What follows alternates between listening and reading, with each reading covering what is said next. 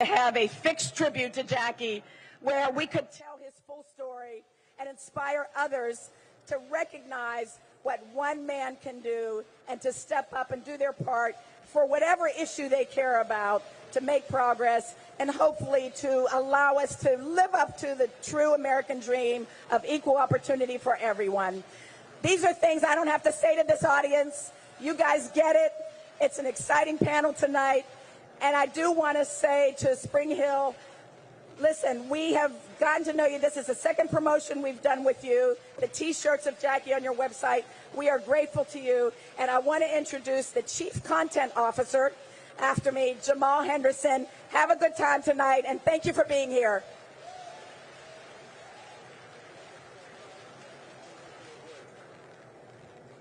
Good evening. Good evening. This is a special one. We're really, really excited to be here. Thank you to the foundation. Thank you to Chevrolet, our partners at Chevrolet, for helping make this happen. My name is Jamal Henderson. I'm the Chief Content Officer at the Spring Hill Company. And this is a special film for us. This is the embodiment of more than an athlete. It's the reason why Mav and LeBron started the company. It's the reason why we're all here.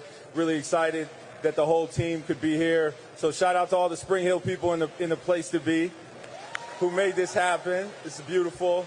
But really want to thank the Robinson family, want to thank Della, want to thank the whole foundation. It's a beautiful museum. I hope you guys all get a chance to check it out. I also want to acknowledge Andre Gaines in the building, our director, my man. What's up, brother? I want to thank the team at Firelight, Stanley Nelson, that were a big part of this, Major League Baseball, a very big part of this. And everybody that was involved in the progress in this project. It's a really special one. So without further ado, guys, this is After Jackie.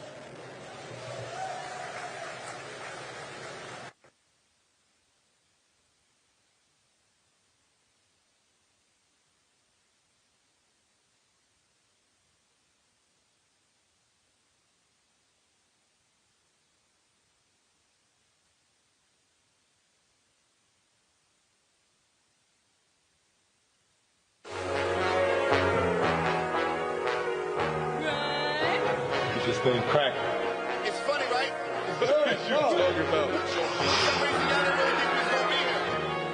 If you don't dream it, you can't become it. I just might spend it all. I just might spend it all. I just spend it all. And today we're going to run. I might spend it all. I might spend it all. I just spend it all.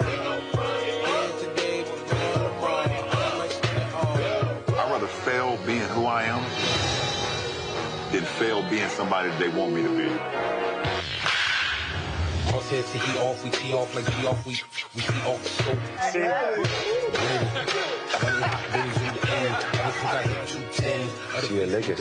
I love this game.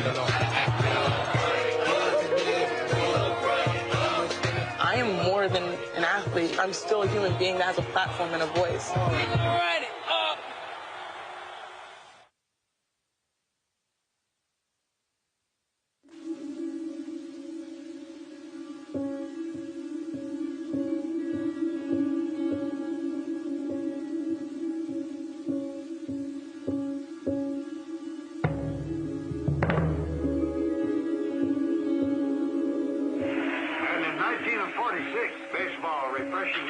once more with new players, eager men. Among them a talented athlete from the University of California at Los Angeles. His name was Jackie Robinson. After waiting 100 years, these people legally free, not spiritually free, never morally free. But if the right man and ability on the field and with control of himself off the field, if I could find that kind of a man, the American public would accept him. Jackie Robinson smashes a double to left field. The Jackie Robinson story gets a tremendous amount of attention, all of it warranted. But the notion that he broke baseball's color barrier and then everything was fine is, of course, ludicrous. What we often are led to believe is that that was the end of the fight. The truth is that the struggles continued, and particularly three players, Bill White, Bob Gibson, and Curt Flood, had to fight battles that Jackie didn't fight. And that changed the game. Bob Gibson, Curt Flood, Bill White, those guys had opinions. They pushed back. They said, this is unacceptable. How can they do this? Not because I'm a professional athlete or because I'm a Negro even, but I am a human being. Those guys said, what does it matter what's happening on the field if what happens off the field for the players on the field is unsavory? Living outside of baseball was really difficult. We had more problems with trying to find places to live than trying to play the game. A lot of times you really wish somebody would do something about that. And believe me, a lot of times it's you. You're the one that's been chosen. It wasn't easy. Of course, what Jackie did wasn't easy either. Those guys had to be built differently just because what they went through every day, we take that for granted. Thank God for them that they were able to go through it and make my life easier. And those are the four guys that should never die in Major League Baseball. If they didn't exactly go through what Jackie Robinson did as the first, they went through hell.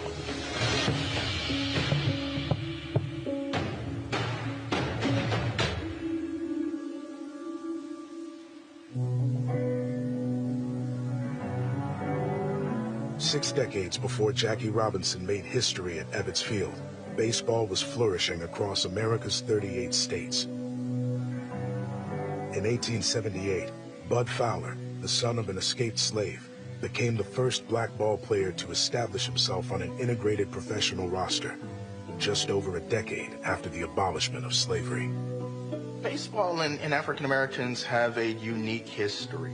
Because of baseball's significance as a symbol of America, Moses Fleetwood Walker and his brother were other African Americans who played in the 1880s. So if our forefathers helped build this, as your forefathers helped build this, this is a sign of great things to come. But what happens is the demise of black baseball pretty quickly. As the national pastime grew in popularity with integrated rosters, by July of 1887, the game's best player, Cap Anson, decided he no longer wanted to play on the same field as black ball players. Anson sent a telegram refusing to play an upcoming exhibition game. And by the next day, owners instituted a gentleman's agreement which prohibited black ball players from playing in the league. But we also have to consider the larger context, Jim Crow America.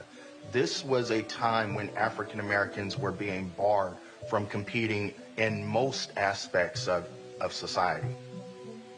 The unofficial ban would consume the sport for the next 60 years. Before 1947, before the color barrier was broken, the entire major leagues, American League and National League, was white. There were, of course, great players, but it was diminished league talent-wise because there were so many excellent players that never had a chance to compete in anything beyond an exhibition format. Black folks had to find a way to play. The skill was never the issue. Everybody knew that black folks could play baseball. That was the whole problem. Negroes have the chance to play baseball for pay only in a segregated league. Back in the days when I was coming up, a lot of black players would think about playing in the Negro League. And that was just like getting to the major leagues, you know, playing with the Clowns, the Birmingham Black Barons, or something like that. You know, if you ever got to playing with one of those teams, you've reached the major leagues. You've gotten as far as you can go. The talent for any fair observer was undeniable. Churches would plan their Sundays around being able to attend Negro League games. The Negro Leagues were one of the most successful businesses in the black community during the 1920s. White citizens also came to support because they knew they were watching some of the greatest baseball players of the day. The style of play in the Negro Leagues was different from the style of play that dominated Major League Baseball. You saw more daring base running, stealing home. Because athleticism was so emphasized as a matter of strategy, you know, like it's important, must have been just an incredible joy to watch live.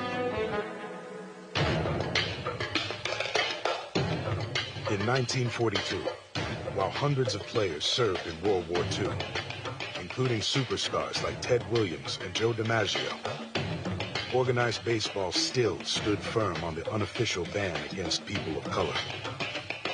The racist policy prompted black journalists like Wendell Smith to publish a series of articles challenging the league's segregation. Wendell Smith was an African-American sports writer for the Pittsburgh Courier, then the most important African-American newspaper in the United States. They had real megaphones when it came to the black community, and they weren't just sports writers, they were on a crusade to integrate Major League Baseball.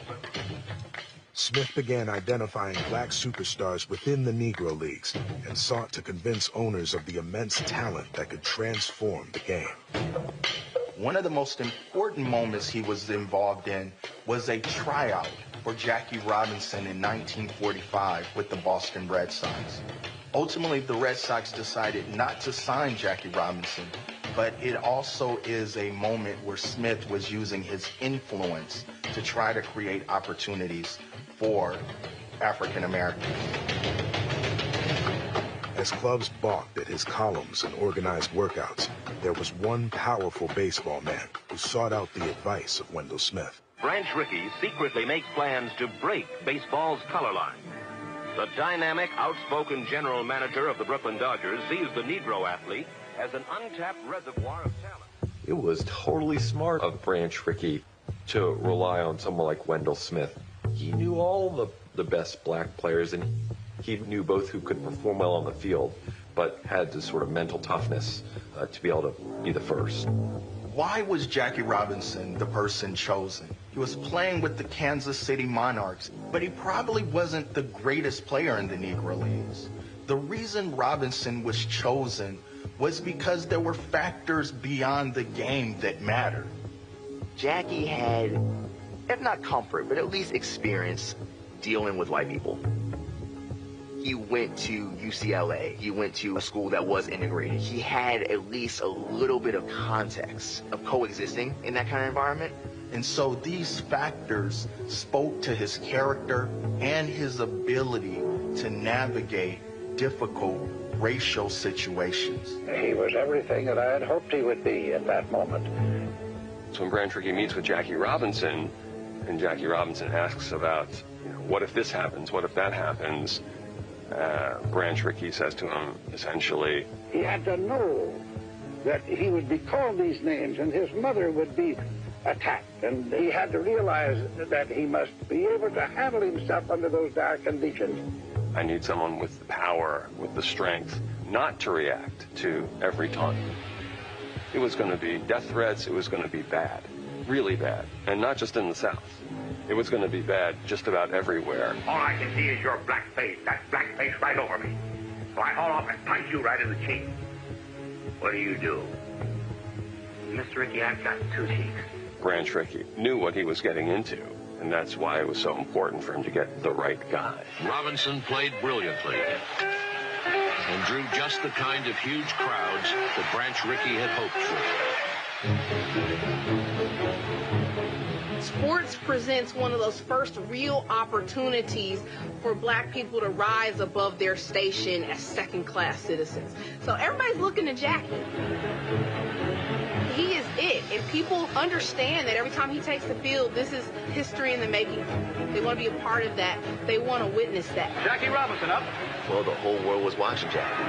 Jackie rifles the shot into left field. The first Negro player to appear in an All-Star game. The Brooklyn Dodgers speed merchant doesn't stop running until he flies into second with a double. I think he brought something from the Negro League game that a lot of people don't realize, which is aggressiveness on the base pass. You know, it was a surprise element. Damn near surprised the umpire. He was a jack of all trades, literally. You know, he played second base, played first base, played third base, played the outfield. He was a manager's dream, where you can plug him in anywhere. An elite base runner, an elite defensive player, you know, could hit, could do it all. Now, black fans of baseball, if they have money to go to one baseball game a week, they don't really want to go see the black players who are still playing on these segregated ball clubs. They want to go see Jackie. And there it was, a home run in the gathering twilight to give Brooklyn a 9-8 victory and a tie for the National League pennant. What Jackie was doing was telling people all over the world, if you can look at somebody play baseball, then you can live with them no matter what color they may be.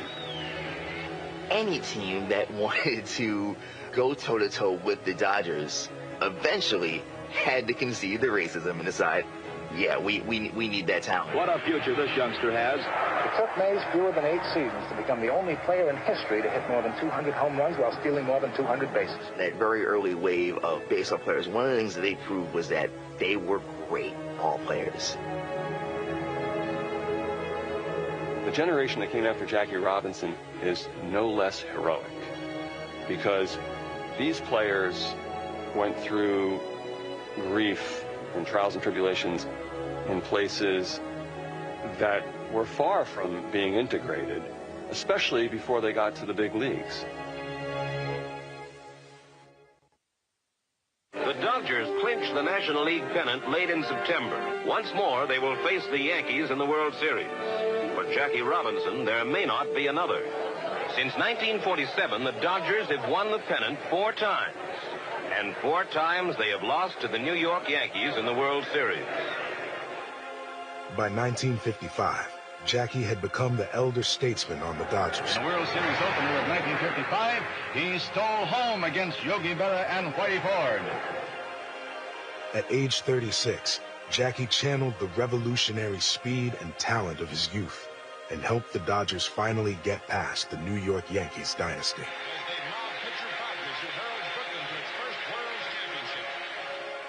As the team celebrated their first championship in franchise history, a new generation of leaders sought to change America. We don't have a right to be free, we have a duty to be free. So when you sit down on the bus and you sit down in the front or you sit down by a white person, you're sitting there because you have a duty to sit there, not merely because you have a right. On December 1st, 1955, in Montgomery, Alabama, Rosa Parks was arrested for refusing to adhere to the segregated seating mandate on public buses. As the city became the epicenter of the burgeoning struggle for civil rights in America, 26-year-old Dr. Martin Luther King Jr. was compelled to take action and was arrested for speaking out.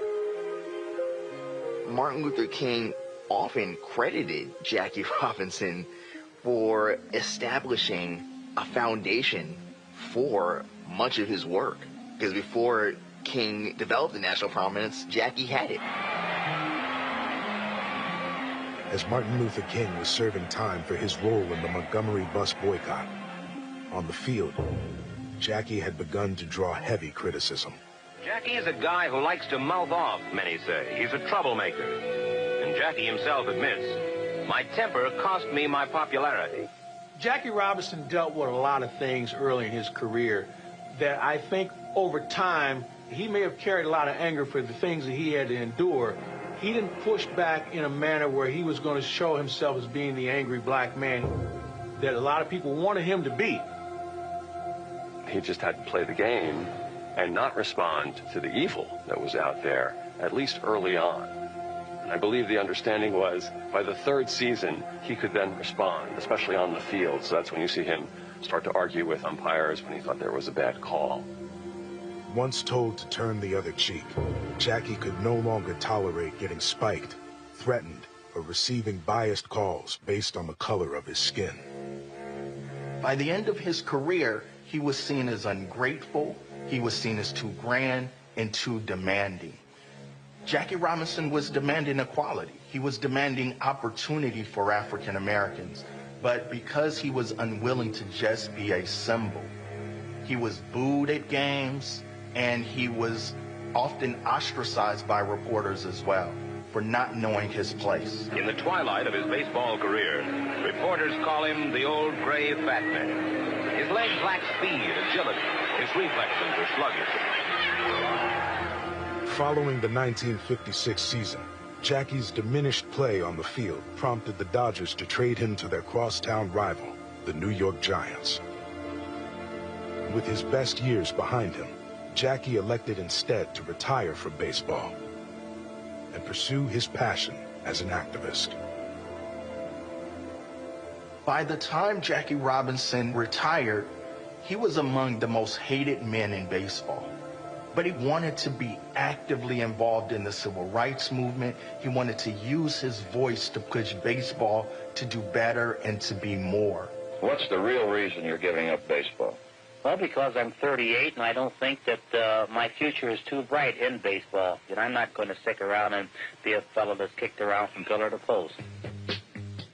When Jackie Robinson moved on from baseball, away from the awards, the trophies, the ceremonies, away from the place he had fought so hard to win for himself and his race, he faced another America.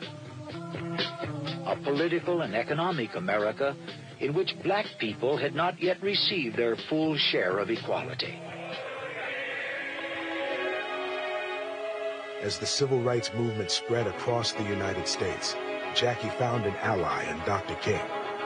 Their mutual admiration led to a partnership that thrust Jackie into the front lines of the fight for freedom and equality. The civil rights movement has shown that the way that African Americans are going to progress in society is to confront the continued racial inequality. I don't like to read about pregnant women being poked in the stomach by policemen in their nightsticks. I don't like to see young Negro kids of 7, 8, 9 years old being thrown across the street. I believe that I must go down and say to the people down there, thank you for what you're doing, not only for me and my children, but I believe for America. So I'm going down to do whatever I possibly can. There is not a single Negro in these United States that has it made until the most underprivileged Negro in the deepest part of this South has it made. It was a little different right after Jackie. And as we enter into the 50s and 60s, we see that the sacrifice that was made didn't really turn out how we thought it would. Baseball had been integrated inasmuch as the roster being fielded had black players. Jim Crow America did not allow white and black people to coexist in many public and private spaces.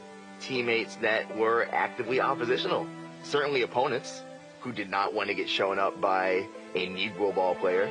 There was plenty of discrimination that these players faced despite their talents being used for the success of the ball club.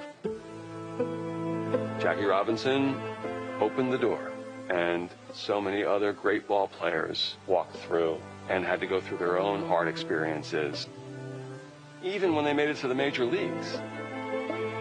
Though Jackie Robinson's sacrifice integrated baseball, it hardly led to widespread equality after his retirement. We are in a real critical period. They ought to look at the kinds of problems that they are subjecting our people to. And if they would look at the overall picture, I think they would take a tremendous pride in the contribution that the Negro has made to our country. For players like Willie Mays, Ernie Banks, and Frank Robinson, speaking out against segregation and bigotry was not always an available option. For real change, there had to be a group of men willing to carry Jackie's legacy to a place he could not. One such group of black ball players was forming in St. Louis, whose battles fought on and off the field would change the game and the country forever.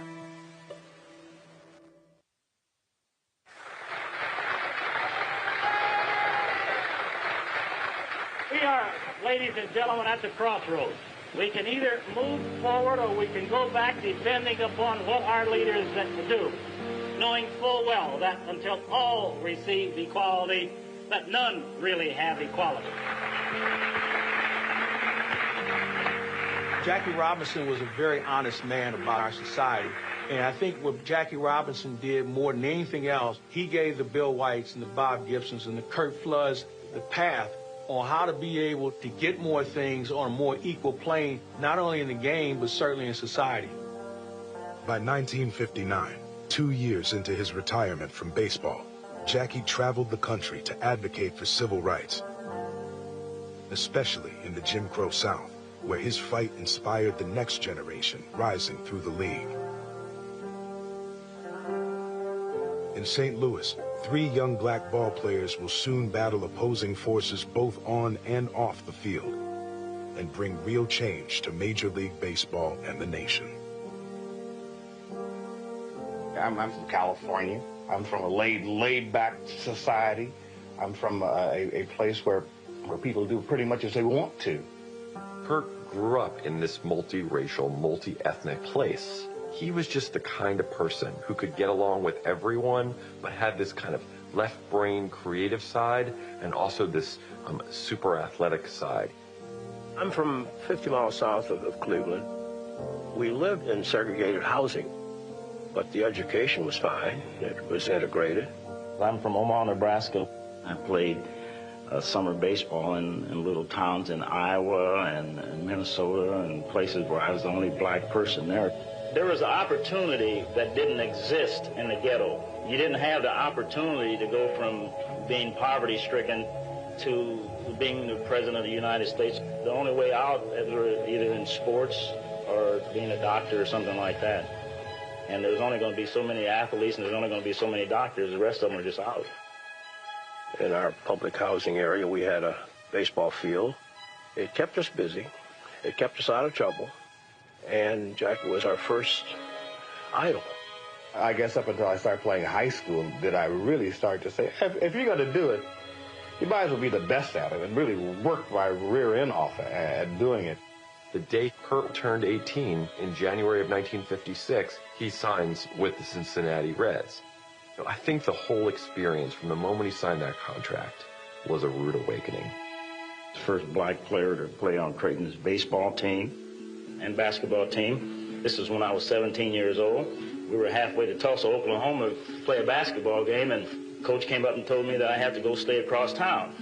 Couldn't stay with the rest of the team. And I started crying because it hurt me. If he had told me that before I left for that trip, I wouldn't have gone, and I told him that, and he said, yes, I know that. That's why I didn't tell you.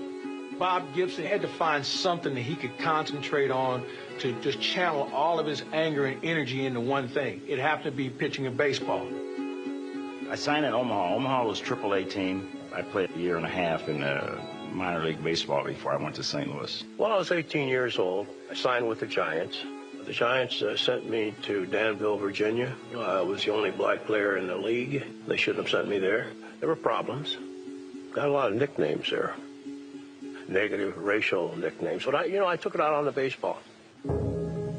Anything they wanted to call me. Yes, the nigger was just whatever. And I got in trouble once. They're calling me everything, and I gave them the finger. And after the ball game, taking a shower, and our bus driver comes in and says, hey, you guys, you better get bats. We all got bats, and we walked out to our bus. And as we left, of course, they threw rocks at our bus. And that was a part of baseball. Despite making his major league debut with the Giants, Bill White arrived back from military service before the 1958 season and was stunned to find a team that had no position for him. And I think for the first time a player said, trade me. That was me. I told him, look, can't play, trade me. And that upset our general manager. And he sent me to the Cardinals, which was the best thing ever happened to me. Short right field pitch, 303 down the line, straight across. We had a lot of fun. He was a good hitter, hit nearly 300 career-wise. Bill White knows why he made the National League All-Star team. And he was really good around the bag. Classy first baseman as far as the smoothness of him. His Gold Gloves would certainly prove that. If Bill White's trade to St. Louis demonstrated the fragile nature of a big league career, Curt Flood's trade to the Cardinals reinforced it. Here's somebody who's suffered through 2 years of the minor leagues, finally gets to the major leagues, when the Reds realize we have too many black players on our team, and they basically trade Curt for nothing to the St. Louis Cardinals. He vowed that he would never get traded ever again. Curt wore number 42 in the minor leagues. After he got traded to the St. Louis Cardinals, he took half of Jackie's number 21. This is Curt Flood, smallest man in the Cards outfield. Curt Flood changed our whole dynamic as far as speed is concerned. There he goes. And Flood swipes second. Curt Flood was one of the best defenders in the game. Curt Flood, defensive center fielder, keep go get it. My father was a great musician. He played great blues, and as only a musician can be, a perfectionist, that he was, and he gave me that wonderful gift. Bolstered by the acquisitions of Flood and White, the Cardinals' missing link was the homegrown talent of future Hall of Famer Bob Gibson. The hard-throwing, unorthodox Gibson made his debut in 1959, and after making limited relief appearances in his first 3 seasons, he would eventually become one of the most feared starters in Major League Baseball. I've heard this story about Bob Gibson a lot. He was throwing at guys and throwing up and in and, doing different things to intimidate guys. Looking at a guy like Gibson, he was a different beast. He says he never hit anybody. They just didn't get out of the way. So that was his thing. He's like, I'm going to own half of the plate. The inside portion of the plate is something that was no man's land as far as your own health and safety was concerned, which is why Bob Gibson had one of the nastiest sliders in the history of the game. Bob had only 2 pitches, fastball, slider. He said, Tim, if you can count to 2, you can catch me. Struck him out in a blazing fastball. We were talking about old baseball players, and Babe Ruth came up. And Bob Gibson said, hey, if a guy pointed where he was going to hit my next pitch, I would drill him right in his right ear and out his left ear. And I believe he would have did it too, even to Babe Ruth. As White, Flood, and Gibson arrived on the scene in 1959, success was not immediate, finishing their first season together in 7th place. But the adversity on the field couldn't compare to the mistreatment and difficulties that all black players face off the field, regardless of their talent. In spring training, this bus would take the white players to their hotel.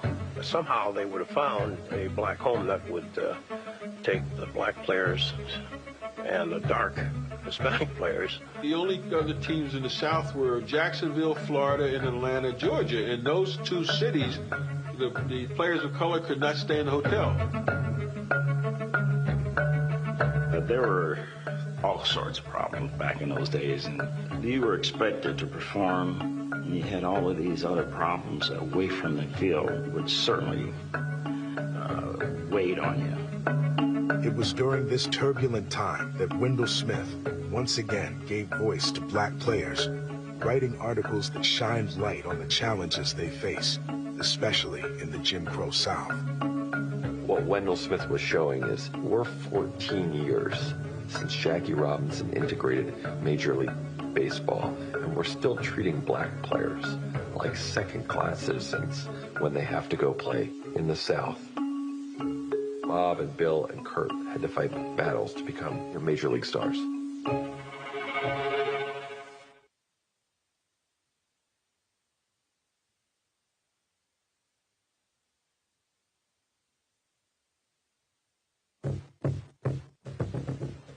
When we think about what Jackie had to do to integrate Major League Baseball, In order to get him prepared for that, the Dodgers didn't send him south. They sent him to Montreal. And also when they had spring training, instead of going to Florida, they went to Cuba. When we think about the subsequent years after that, players had to go down to Florida, had to go down to the Deep South, where the laws of segregation were really strict. When you went to Florida for spring training, it made no difference that you were a ball player. They were going to have to deal with the same issues that any other black person would have to in the Jim Crow South. This is an historic land where life still holds the flavor and color of the Old South.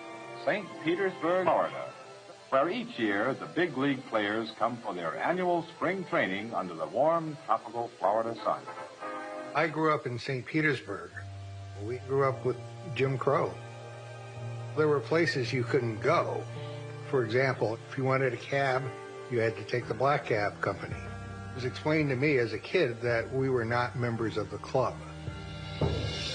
It's just not the things we're used to down here. I mean, they come in and they sit down, and we're not used to them sitting down beside us, because I wasn't raised with them. I never have lived with them, and I'm not going to start now. The Bainbridge Hotel is where the Cardinals headquarters were. The train station was right across the street from the hotel. You could see the hotel from where I walked out the door. I took my bag and went into the Bainbridge, and I said, my name is Bob Gibson, and I'm with the Cardinals, and you're supposed to have a place for me. And he says, yeah, we have a place for you. He said, you go out that door right over there, and then right outside, there's a cab sitting there. You tell him you want him to take you to Mrs. Johnson. That's where all the guys are staying.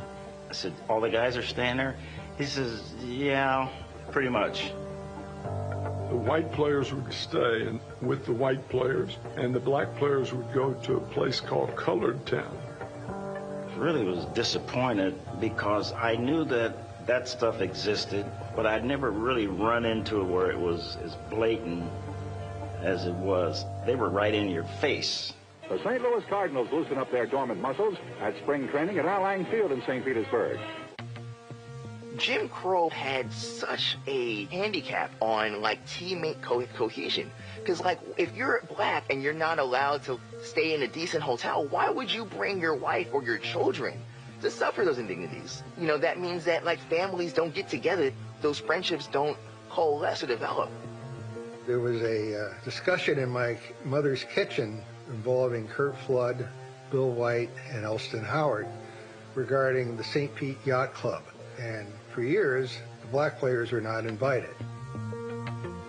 Yacht Club would always have a breakfast for the Cardinals during spring training. One day I looked at the list and said, wait a minute, how come there are no black players on that list? Bill White and his teammates turned to civil rights pioneer in St. Petersburg, Dr. Ralph Wimbish. My dad, he was a doctor. He was president of the NAACP. He was always doing something, particularly against the racial climate at the time. Bill White used to call him the devil because my dad would always be raising hell with white folks.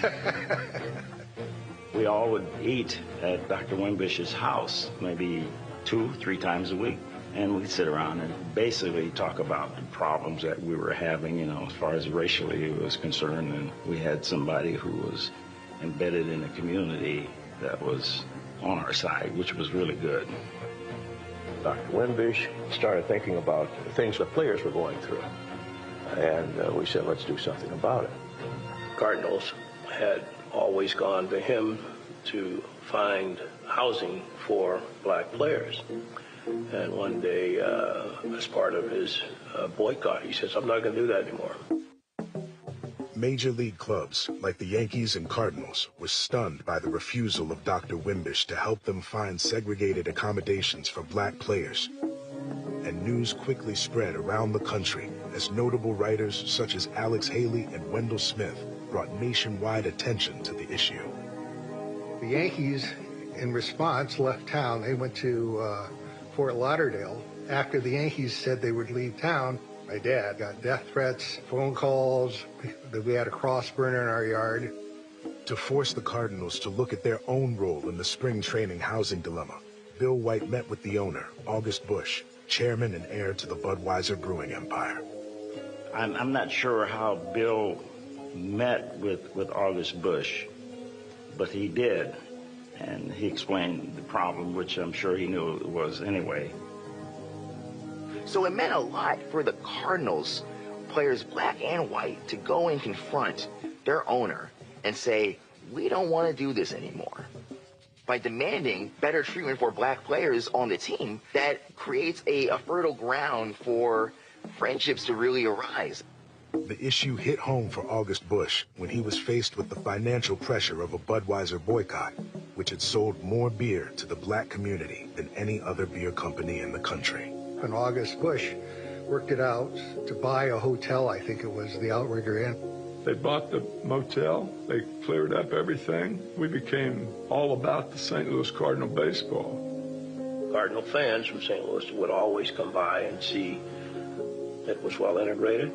Swimming pools, my kids went down, everybody swimming together. We decided to have barbecues, and we got to know each other better. And I think that's what made us a better team.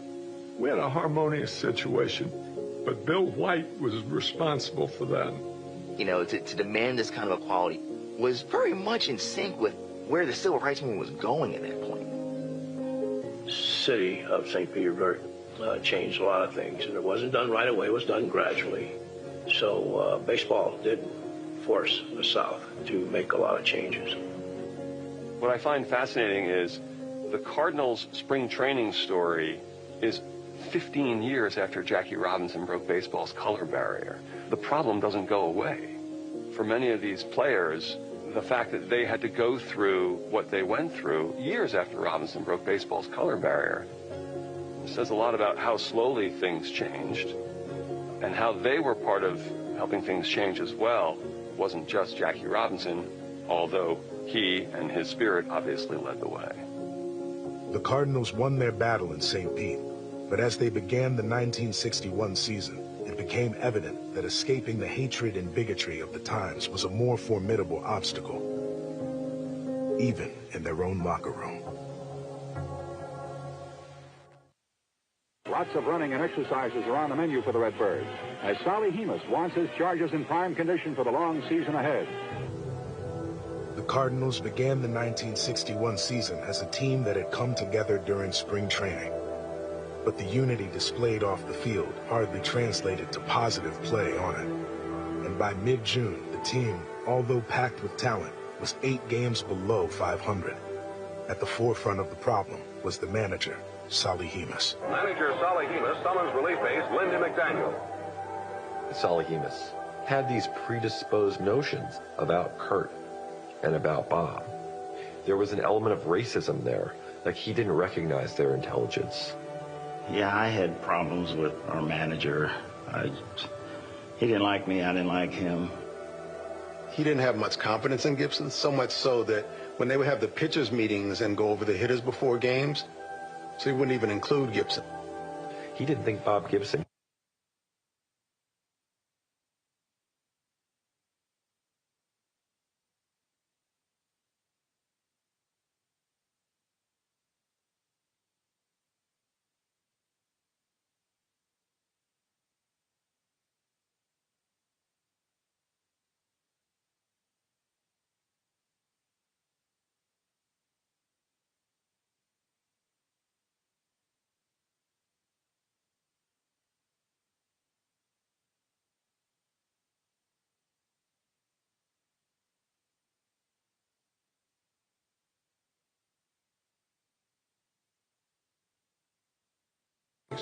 He put Curt Flood in the outfield and made him one of the best defensive center fielders the game has ever seen. And he took Bob Gibson out of the bullpen and made him a starter. Batting ninth and pitching, number 45, Bob Gibson. Of course, after he took over in St. Louis, then I can't say it was smooth sailing. Then I had to really learn how to play ball. Before, I was just trying to survive. Now there goes Bob Gibson strolling out to the mound. The black players that were not playing under Solly Hemus were played under Johnny Keane.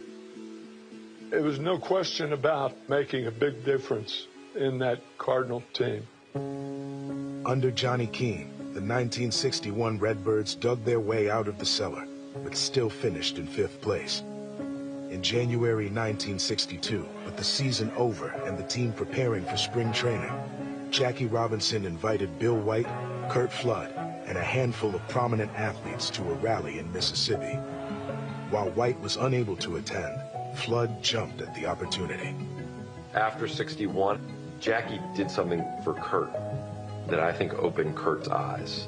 That Curt could use his celebrity as a baseball player, not just to affect change in baseball, but to affect change in the wider world.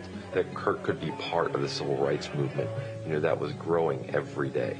Jackie invited Curt Flood to go to an NAACP rally in Jackson, Mississippi, and Curt was not going to say no to his idol. My baseball career is just starting. Many of you, I'm sure, have never heard about me, but this career with the NAACP is just starting as well. It took courage to go to an NAACP rally in Jackson, Mississippi. They were literally putting their lives on the line, and they knew it. Curt and Jackie and Medgar Evers were being surveilled 24/7 down there. We'll be demonstrating here until freedom comes to Negroes here in Jackson, Mississippi. Months later, Medgar Evers was shot in the back and killed. This is the 1960s we're talking about, where the civil rights movement was getting louder, the need for equality more explicit. And I think that one day, white Americans are going to take a real good look at themselves and recognize the harm that they're doing to America. Not to black people, but to America. What happens inside of Busch Stadium is not necessarily representative of the lives that those players have lived outside of the stadium. It had a lot to do with a guy's outlook on life, not just in baseball, but what happens around you. But as an athlete, they don't expect those types of things to affect you, so you're supposed to go out and do your job. But being human, it has some effect on you. And here's a home run by Jim Norton. When I go out there from the first pitch to the last, I give everything I got, and if I run out of gas before the game's over, we got 9 other guys to go. The 60s was a very challenging time in our society. If you watched how elegant and how professional Bill White, Bob Gibson, Curt Flood were, that team was special because of everything that was going on in the country. No matter what kind of programs have been instituted since the Voting Rights Act and the Civil Rights Act, the cities are still in decay. And so the Cardinals, I think, embody that anger. A slow start to the 1964 season created a substantial gap between the Cardinals and the red-hot Philadelphia Phillies. By July, St. Louis was 11 games behind the first-place Phillies.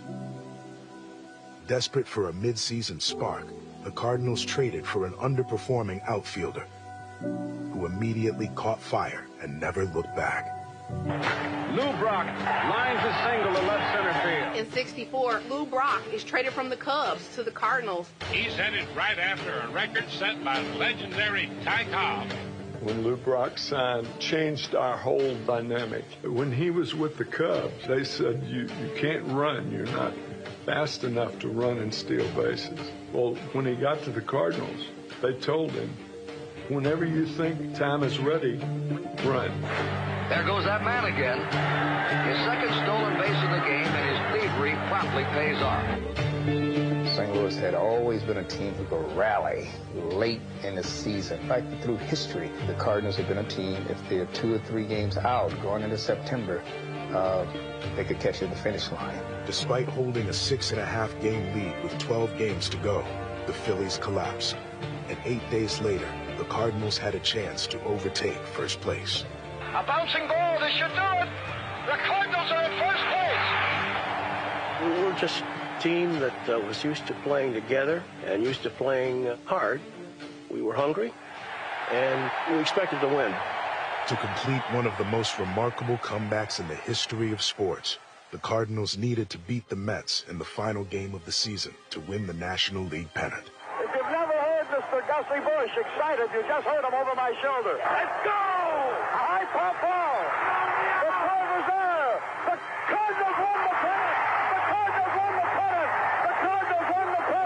It's been a hectic thing, but it's all worth it. Most of us felt an aura about us that made us very special. And I guess it had to do with a lot with the fact that we were such a mixed up group of guys, and that we were overcoming all of the prejudice and all the BS.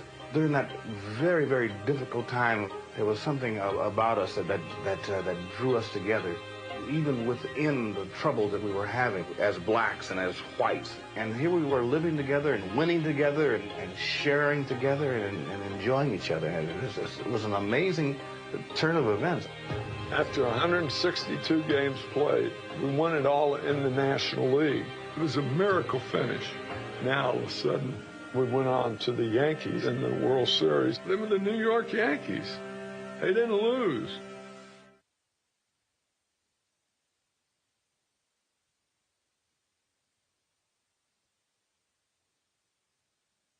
St. Louis in 1964 is celebrating the 200th anniversary of its founding.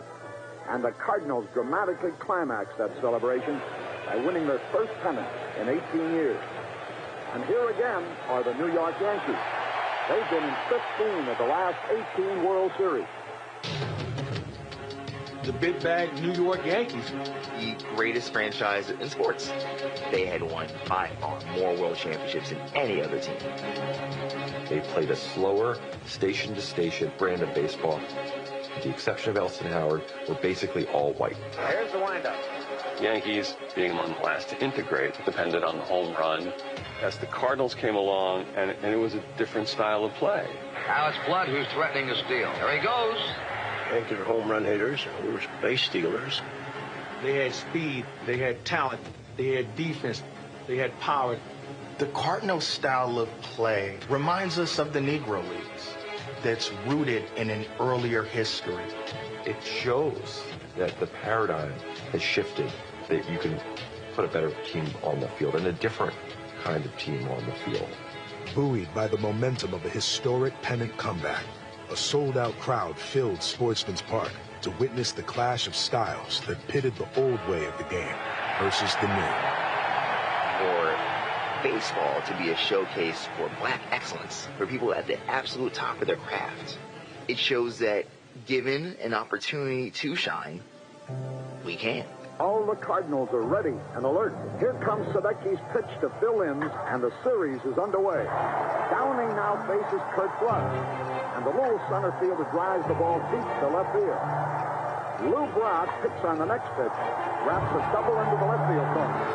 Being in the World Series, to be able to play gives you a personal satisfaction of being the best that particular year, and we all would like to be the best whatever it is. Gibson pitches a wow. Tom Tresh singles to center. The Yankees lead 2-1. We knew that we had to keep the fast players, Brock and Flood, off the bases. It was going to be a well-contested series. Mantle tears into it with a terrific cut. Shannon races to the fence, but it's a futile gesture. What a wallop. It's Sunday in New York. Yankee Stadium is packed again. Race. Boyer checks his swing. The ball rolls to Bill White for the final out. The Cardinals win it 4-3. Tie the series at 2-all. It meant something for the Cardinals not only to just be facing them, but to have this incredible, intense tug of war against Mickey Mantle, against Whitey Ford, against all the greats of their day. But the Cardinals, they had Bob Gibson. Bob Gibson lasers a fastball past hard-swinging Mickey Mantle. One of the reasons I was so effective in the World Series was because the players on the other team in the other league, they didn't know that much about me. With 2 outs, Gibson with tremendous stuff at this point also strikes out Joe Pepitone. Their team's success was dependent on their excellent star-level black players. Brock cracks a single to right field. Gibson spinning home with the first run. There was one play that happened.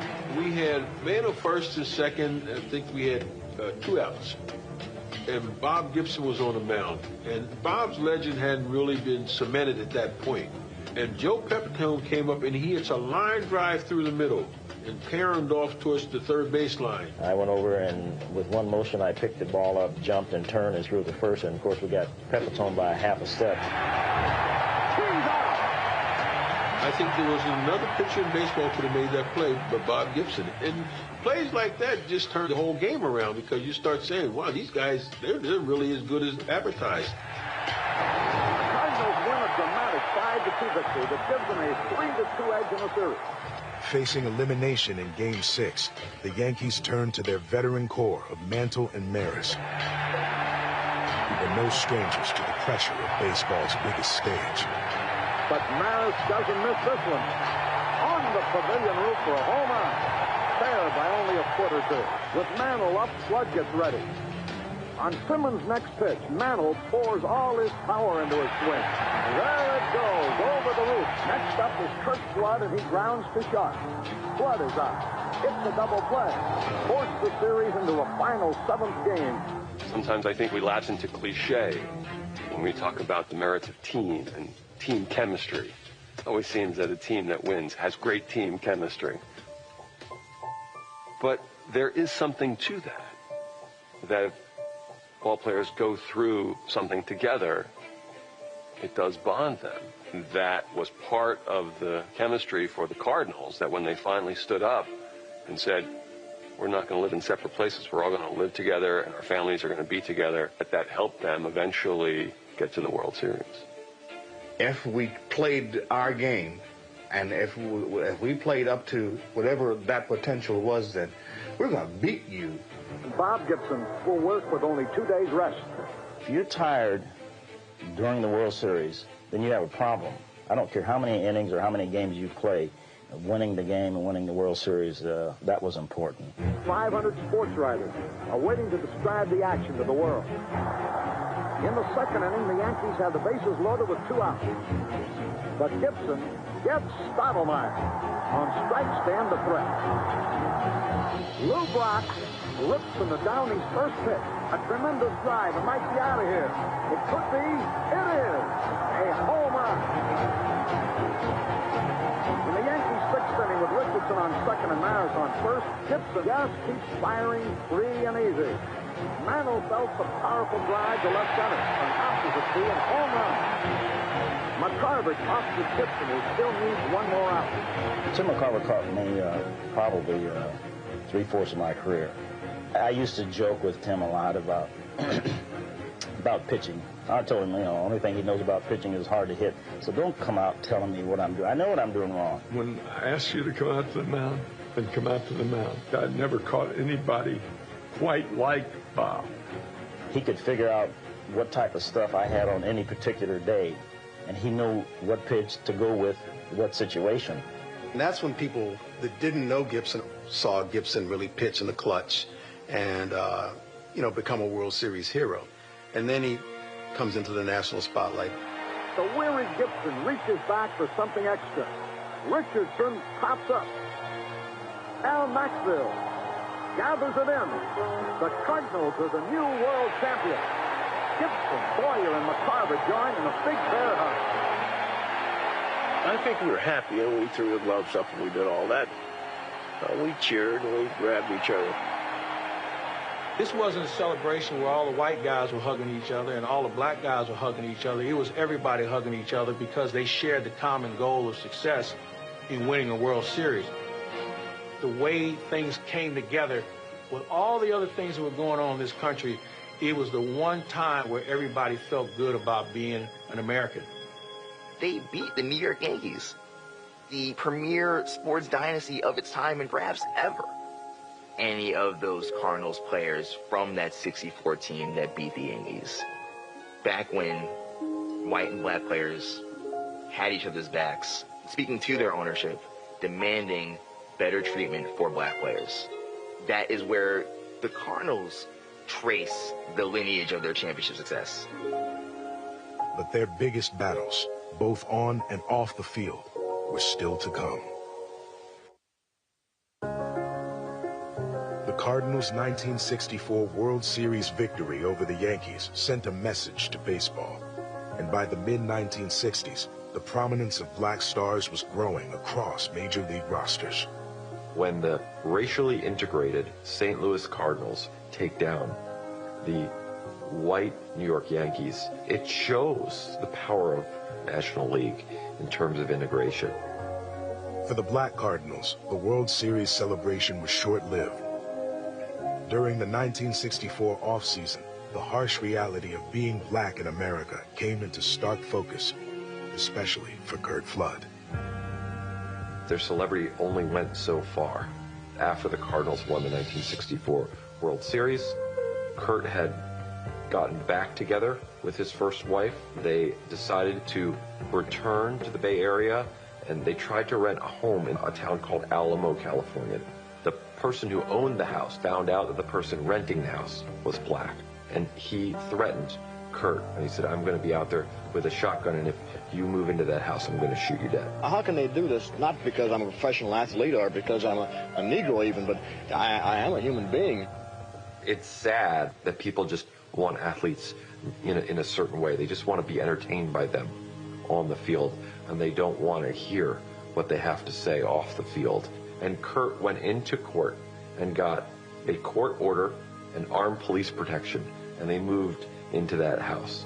Prejudice is not only confined to the southern part of our United States, and if they move their mustache and look under their nose, they find it right here at home, too. You have black players succeeding on the field and, in many cases, getting along very well with their teammates. But there was this prevailing idea that because black people and white people were so intrinsically different, there's no way that they could culturally occupy the same spaces.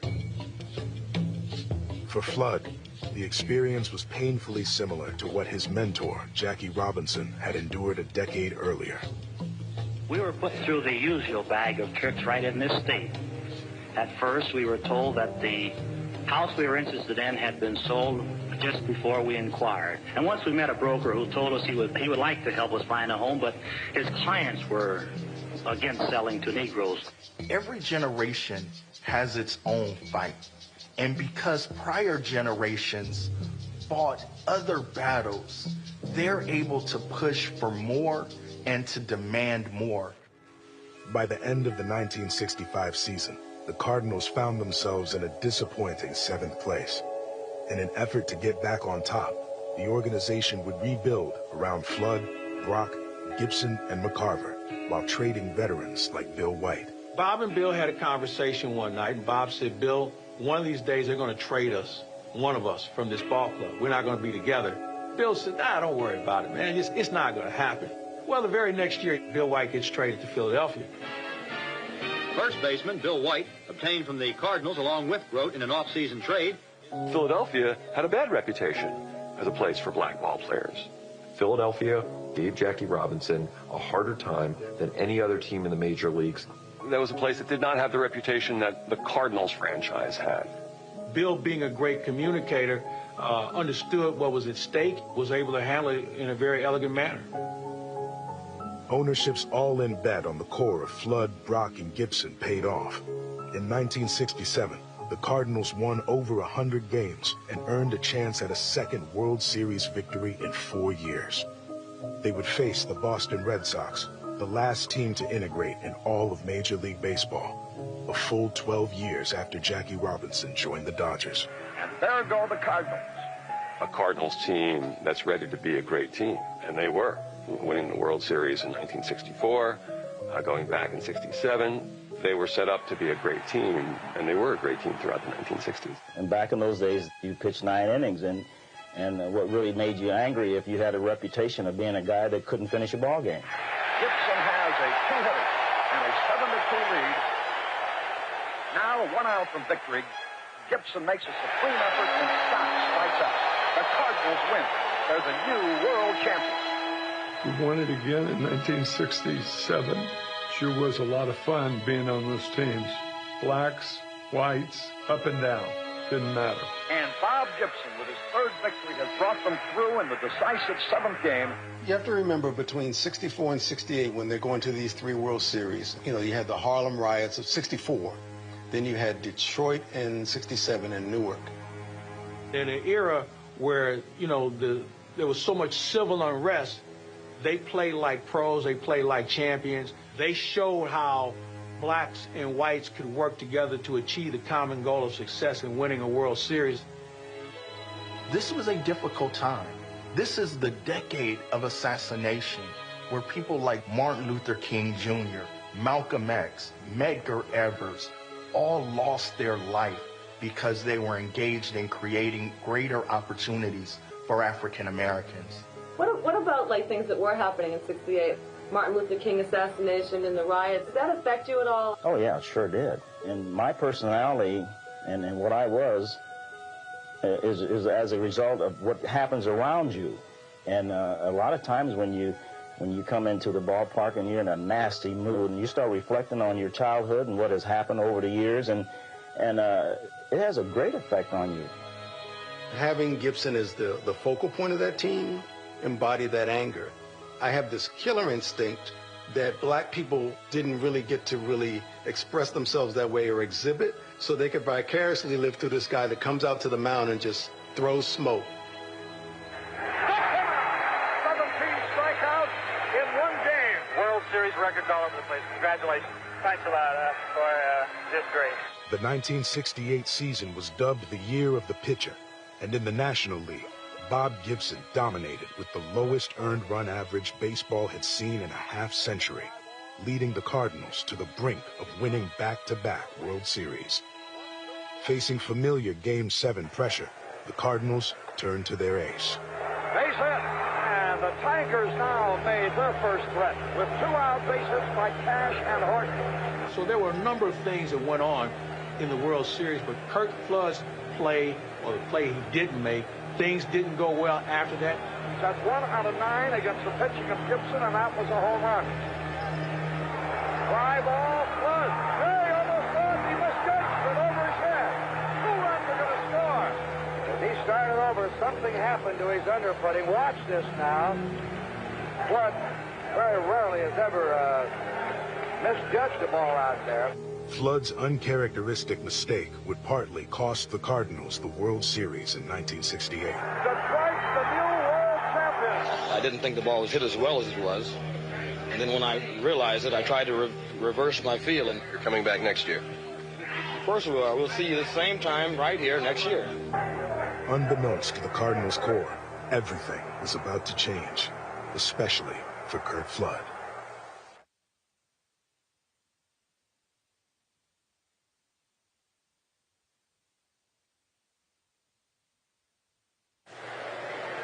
What happened to Flood, considered the best center fielder in the National League?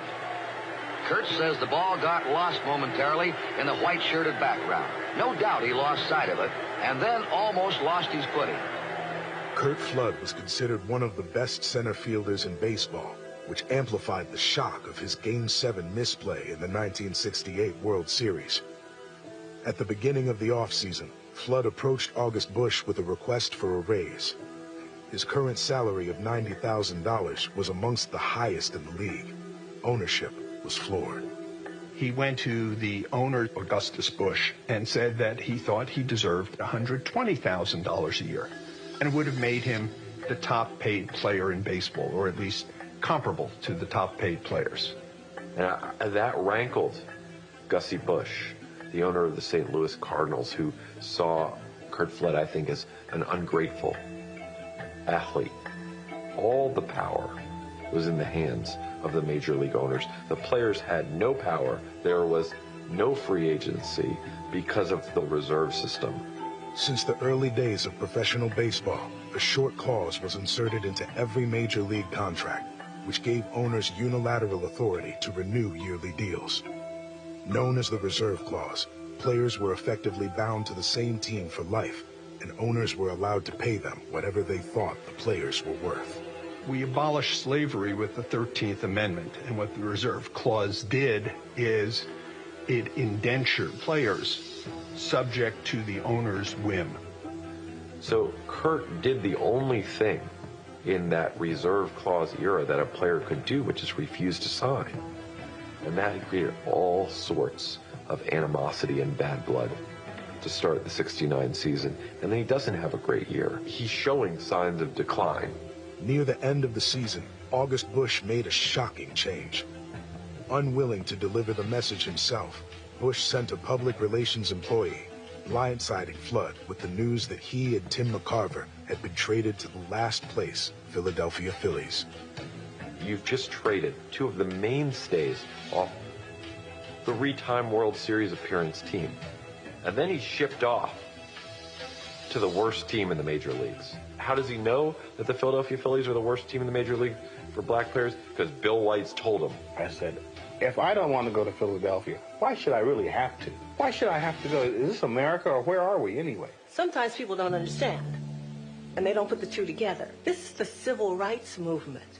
There are people being lynched, little children being bombed, wanting their civil rights, their rights to do what the Constitution says you have a right to do. Curt said, here I am in a profession that does not give me that basic right. I talked with Marvin Miller, who was then the director of the Players Association. He said, Curt's going to kill you. He said, but if you really want to do this, it is a good time for it to be done because it is right. It is a good time to be done because one person really should not be able to own another person. Miller said, you'll never get another job in the major leagues again. You're going to be ostracized. You are going to be on the outside of this game, looking in, not unlike his hero, Jackie Robinson.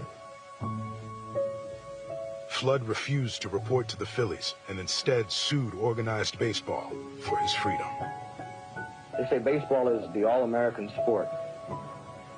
Well, when you think about the all-American sport, you would think of something democratic. But nevertheless, these things do not hold true as far as baseball is concerned. Not when you can be sold like they did in 1890. For a man who makes $90,000 a year, which isn't exactly slave wages, what you were taught today. A well-paid slave is nonetheless a slave. As his case went through the court system, Flood elected to take a year off, at which time the Phillies traded his rights to the Washington Senators. Desperately needing the money, Flood attempted a major league comeback in 1971. The comeback is really, it just gets sadder. He was less than satisfied with his performance so far, and we were all some disappointed. We thought he would come along quicker. A shell of the player he once was, Flood had a front row seat to the hate that festered towards him every day. Angry fans who had once cheered his dazzling plays in center field now said he was killing the game and greeted him with beer cans and racial slurs as his back was turned to the outfield. When he shows up at RFK and there's a black wreath in Curt's locker, Curt says, well, if somebody can get to my locker, that means they can get to me. After 21 games, Curt just leaves. And he just gets on a flight for Mallorca, Spain, and he sends the senators a telegram. He said, I just can't do it. And he basically exiles himself to Spain, where he's basically becomes destitute. In March of 1972, after 11 months of his self-imposed exile, Flood received word that his suit reached the United States Supreme Court. The now retired player returned home, ready to plead his case, and armed with the legal backing of a former Supreme Court justice named Arthur Goldberg. It was not easy when they went to trial and none of his teammates stood up. Bob Gibson was Curt's best friend, and he said to Curt, he said, buddy, I'm behind you, but I'm going to be 30 steps behind you. I guess it would have been support, but I was concerned about me and my family and making a living, and I didn't want to be in the middle of that at all. Only 3 people testified on Curt's behalf. Bill Veeck, the Maverick owner of the Cleveland Indians and Chicago White Sox, Hank Greenberg, the Hall of Fame first baseman from the Detroit Tigers, and Jackie Robinson. When Jackie Robinson, who was suffering from diabetes, he was going blind, and he had a cane, walked down the middle of that courtroom, and he stopped, and he whispered in Curt's ear, and he said, keep your head up. You're doing the right thing. That meant everything to Curt Flood. When that happened, he had all of his doubts dissipated. Curt, I think, saw the link between what he was doing and what Jackie was doing. And Jackie's willingness, even at the end of his life, even when his health was failing, to stand up for Curt meant the world to him. As Flood's case went on, his lawyer Arthur Goldberg froze in front of his former colleagues and was unsuccessful in arguing that the league was violating federal antitrust and civil rights laws. In a 5-3 decision, the court affirmed that professional baseball and its reserve clause were immune from these violations on the notion that baseball was not interstate commerce. It was a painful way to lose, and Curt couldn't get past it. Curt thought that race had something to do with the way that his case was decided. He gave up everything. He gave it all up for the principle of, I own me. No one else can own me. And he really believed in this country and the rights that everyone should have. What he did for baseball is he was like, hey, I got my family here. I'm not going. My kids go to school here. I'm not going. And that started a change for baseball. One guy's small idea turned in that everybody in the world who plays this sport can prosper from. I think every person that has a good idea that's never been tried before, he is the one that's going to probably suffer. And the people that are first are probably the ones that get castigated probably the most.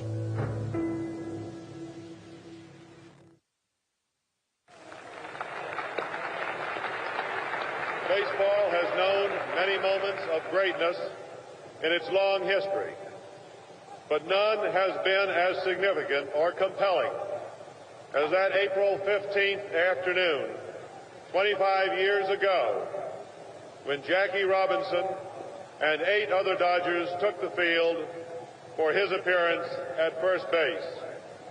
Baseball had come of age. At the 1972 World Series, less than 2 weeks before he would die, Jackie Robinson addressed the world of baseball. And people thought he was going to use that moment to just celebrate his career and the progress in baseball. I'm extremely proud and pleased to be here this afternoon, but must admit I'm going to be tremendously more pleased and more proud when I look at that third base coaching line one day and see a black face managing in baseball. Thank you very much. He reminded people that it had been 25 years since he integrated the game and there were no African-American managers. And it wouldn't be until 1974, 27 years after Jackie Robinson integrated the game, that Frank Robinson would be named as the player-manager of the Cleveland Indians. On October 24th, 1972, Jackie Robinson suffered a fatal heart attack just 9 days after his final public appearance. To his last breath, he was fighting for baseball to diversify across every level of the sport. Jackie helped set an example of how people could come together that laid the groundwork for the rest of us to come in. So I think baseball has done a pretty good job of helping this country get away from the negativity of segregation. Bill White was traded back to the Cardinals, where he would retire in 1969. After 13 years of breaking barriers in the big leagues, he became the first to break the color barrier in broadcasting. Here it is again. Here it is again, right down the middle, hard pulls it. Watch here. Ball's there. When he transitioned out of the game into broadcasting, you have to remember nobody at that time looked like us on the air, whether it was radio or TV. There was no one before him that was in that position. Deep to left. Yastrzemski will not get it. Home run. What it takes to even get to being a color analyst as a brother, it takes so much more than what it takes everybody else. And that's what he represents. We need to see African Americans in all aspects of the game, in particular in the thinking and leadership positions. Broadcasting allows African Americans to demonstrate a broad knowledge base of the game, which then hopefully helps create greater opportunities in the front office. After a 17-year broadcasting career with the Yankees, Bill White set his sights on another first for African Americans, becoming the first black president of a major sports league. You all know this man, and I am not going to take up any more time. I simply would like to introduce William D. White, 13th president of the National League. Thank you. Bill White was one of the first in all of sport, not just baseball, all of sport, who could do something within the front office or within administration of the game. My job then was to try to get more people into administrative jobs. I think that made a great impact on the lives of people. He's a direct pathway to what we're doing today. And he was the foundation. He was the first. It is really important that we continue that legacy. I hope to bring a little more harmony between the players and administration. Bill White, in my opinion, is the second most influential African-American behind Jackie Robinson in the game of baseball. Bob Gibson spent his entire 17-year career with the St. Louis Cardinals and retired in 1975, having accomplished nearly every accolade possible at the most commanding and cerebral position on the field. He left the game having inspired the next generation of black aces to defy stereotypes and was inducted into the Hall of Fame in 1981. Bob Gibson's legacy should be that he was a fierce competitor and he was one of the greatest clutch or playoff or World Series pitchers that ever lived. He was like the Michael Jordan of baseball. He was just win at all costs, no nonsense. Bob was crucial in being able to go out and dominate and, you know, really change the game. They changed the mound because of this man. Baseball lowered the mound after the 1968 season because he was so dominant. It changed the balance of power between the pitchers and the hitters forever. You know, having a chance to see somebody on the mound that looked like me just, you know, gave me that inspiration to go out and try to be a major league player and be a part of history now, looking back on it. You know, calling myself a black ace and being a part of that group is special to me. I remember one of the problems in baseball was a myth that black guys couldn't play shortstop and couldn't pitch because it was a position where you really need to think. You need to think a lot. But took over, then that myth just went by the wayside. In the years following the unceremonious end to Curt Flood's career, he again left the country to escape. By 1975, 4 years after he struck the first blow against the reserve system, his sacrifice culminated in the groundbreaking advancement he had envisioned, the dissolution of the reserve clause and the birth of what we now call free agency. It's not up to the team anymore. You know, they can trade you early, but they can't do it later. All these things that the guys before me went through, I've been able to reap the benefits. I don't think players now understand what Curt means to them. Not only did he affect the black players, he affected white players as well. He affected everyone. Just because of Curt, I was able to sign my contract. If we can maximize our dollars just because of Curt. So I think he should get some more recognition. You know, he changed American sports. What Curt did and said, this is not fair, and I can't abide it. You know, it's hard to be Curt Flood because that took a tremendous amount of courage. One of the tragedies of Jackie being the first to play in the majors, obviously since the 1880s, and Flood being the person that tested the reserve clause, is that, you know, it really debilitated the health of both. Both of them, you know, took these stands and sacrificed for everybody that came after. Jackie only lived to be obviously in his early 50s, and Flood, you know, really was not a healthy man years after his major league career. I just wish that Curt Flood had been alive when LeBron James had been able to do the decision, because that's exactly what Curt Flood wanted. He wanted players to be able to choose where they go play. To have that kind of power was the reason why Curt Flood gave up his career. It would delight me where a ball player would say, hey, listen, I really appreciate everything that you've done. You've made my life a lot better. The legacy of Jackie Robinson can be measured by the next generation's willingness to continue his fight. As Bill White, Curt Flood and Bob Gibson left the game, their efforts and sacrifices advanced the cause of black players on and off the field. And by the early 1980s, baseball would be on the verge of reaching the highest black representation in its history.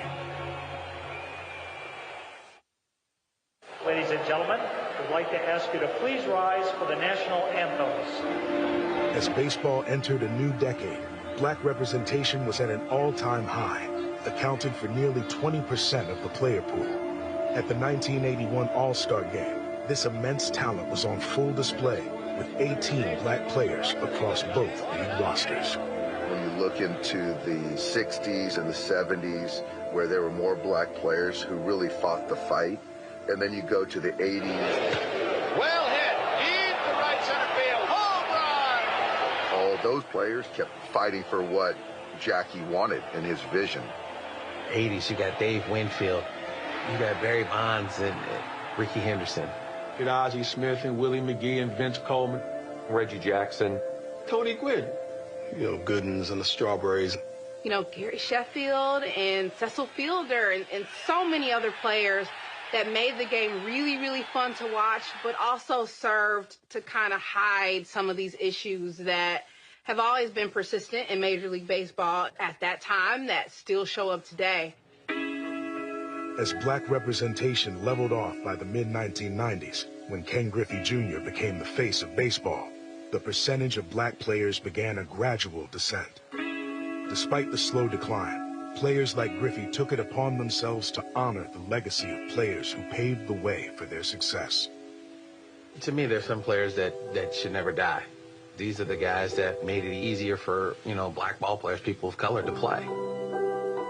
Jackie's legacy is more than just baseball, what he did for others. That's his legacy. Number 42, from this day forward, will never again be issued by a major league club. 10 years after Bud Selig retired Jackie Robinson's number on the 50th anniversary of Jackie breaking baseball's color barrier, Griffey approached the commissioner with an idea. And I said, hey, Bud, can I wear 42? Next day he called me back. He said, do you mind if everybody wears it? I go, absolutely not. The more the merrier. Jackie Robinson opened the door, and so many other great ball players walked through and had to go through their own hard experiences. At the forefront of that, Curt Flood, Bob Gibson, and Bill White. But their story is no less heroic. No justice, no peace. Everything that's happening today in society, we can go back and we can pull up the historical receipts to explain why today looks like today. It's part of the American story. It's part of what the country is supposed to be about, equal opportunity. No justice, no peace. Sports have often been at the forefront of racial progress. Now, the significance of baseball as a marker is not what it once was. There was a time where, black baseball was black baseball. Now, black baseball is a part of baseball where we fit in. What we brought to the game made the entire game better. I think everybody knows that, and it's just a matter of educating people. Why would a black kid go into something that he doesn't see any black people? So we have to find some way to change that. All we can do as the black players in MLB is just force them to put us in the limelight and out front so black kids can see. We all have to come together, do whatever we can in the black communities to get kids playing. Not only playing the game, but in the front offices. The commissioner's office, our job is to grow the game, right, every single day. Create opportunities for African-American young people that love the game and be mentors and role models for those young people. This has to be an all-hands-on-deck effort. This has to be everybody saying there aren't enough black Americans in this sport that they help to build. Watching Jackie, was a player that was an activist just kind of by what he did, what Curt and Bill and Bob were able to do in that era. It was those guys, coming together. What they did back then is still relevant today. I hope my grandchild says, Curt, he must have been all right because he stood up for what he wanted. He did the things that he thought to be right. that I'm the guy that made it a little bit better for a lot of players.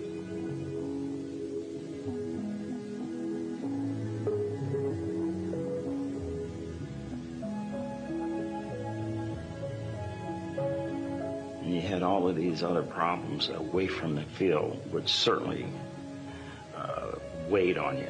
And I knew there were guys that didn't like me, but you didn't have to like me. I just want you to respect me.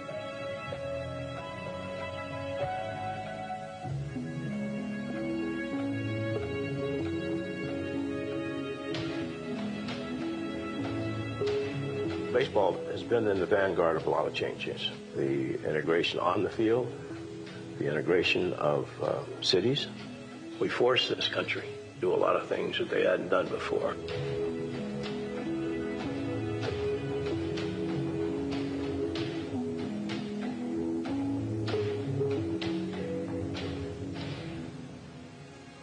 Whether the people who did the work to lead to Brown versus Board of Education, or did the work that was part of the civil rights movement, whether they out loud said, Jackie Robinson showed us the way, or whether it was more of a symbolic effect, I don't know.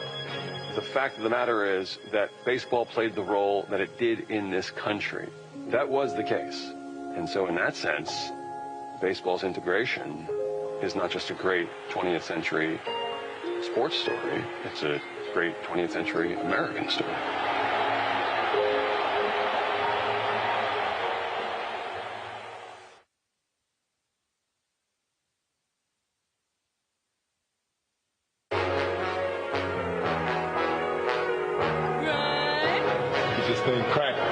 It's funny, right?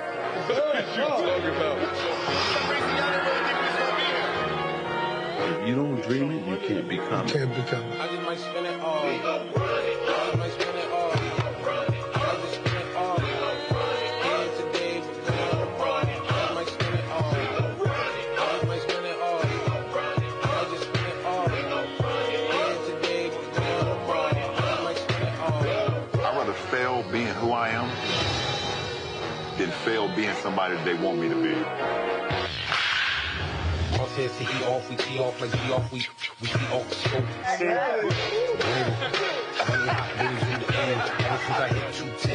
See a legacy. I love this game. I am more than an athlete. I'm still a human being that has a platform and a voice.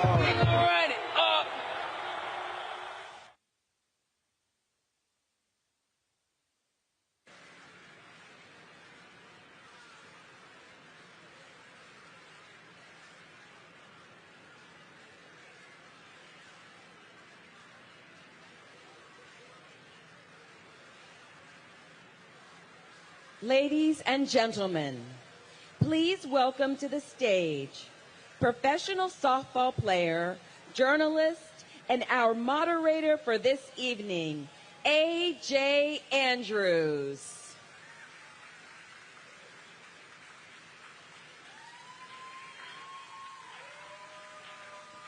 All right. How's everybody doing this evening? How's everybody doing this evening? She's got it. We're doing good, okay. Well, thank you all for joining us today. As I was introduced, I am a professional softball player and a broadcaster. And as a black professional athlete, as well as a broadcaster, I have been able to reap the benefits of the sacrifices that were made by the men in this film. Just as many people that will be on this panel and as well as you in this crowd. And so today, as we continue to talk about the sacrifices that these men made, men who through determination, resiliency, and selflessness built a table that allowed us to sit and eat and reap what we have today. I'm excited to introduce my panel who's going to be discussing the after Jackie. Many know the before, some know the before Jackie, many know the during, very few knew the after. And today we're going to continue to discuss. So to join me today on this panel, I have Jamal Henderson, Chief Content Officer at Spring Hill Company. Hello.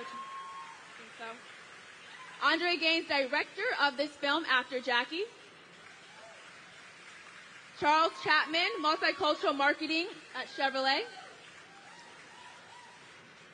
Jesus Nice, television personality. And CeCe Sabathia, 6-time All-Star, Cy Young Award winner, Vice President of Players Alliance, and even has a special seat at the MLB office.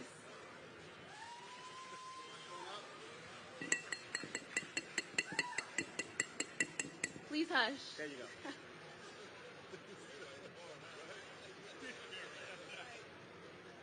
How are you guys doing today? Doing well. Great. Doing great. Good.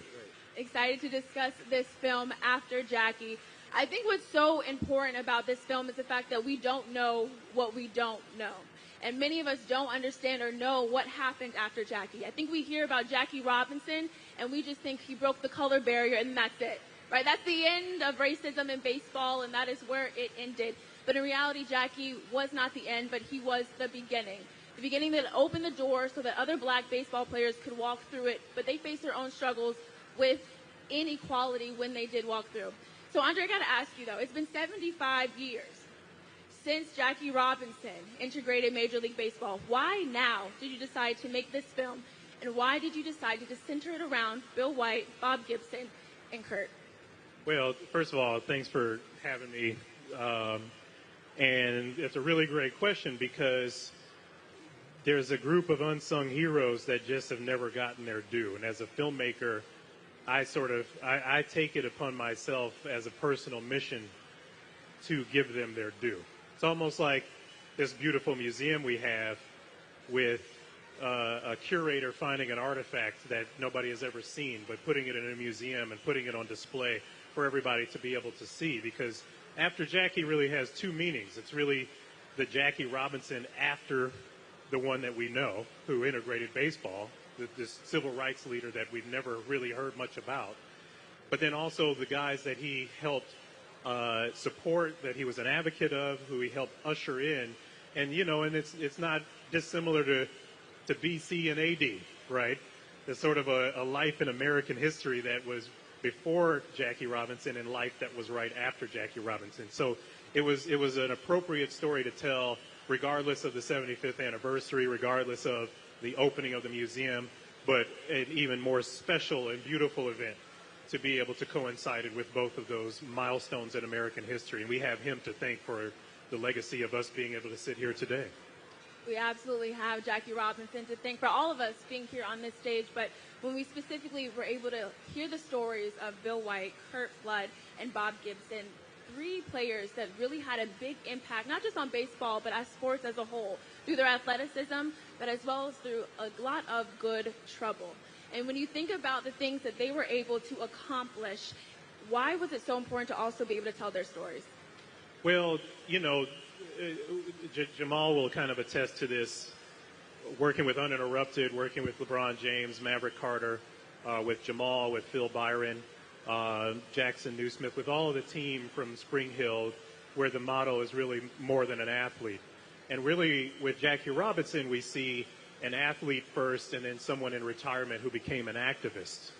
But during this time with Bill White, Bob Gibson, Curt Flood, in the early 60s up through the end of the 60s, this is the first time in our nation's history we're really seeing the combined player activist, somebody who is on the field playing at the highest level possible, but then off of the field fighting for freedom, equality, and liberty and justice.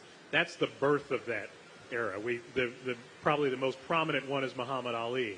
You have Bill Russell, you have Kareem Abdul-Jabbar, you have Bill White, Bob Gibson, you have Curt Flood, you have these guys who are standing up, Jim Brown, you have them standing up for their rights while playing at the highest level possible. Without them, we don't have a LeBron James, we don't have a Colin Kaepernick, we don't have so many of our modern athletes, and we have them as a direct line to thank for that. I think the three of them are the proof that if you give black talent the opportunity to shine, we will blind you with our light. The ability to go out on the field and prove that you have to pay attention. Be so good you cannot ignore.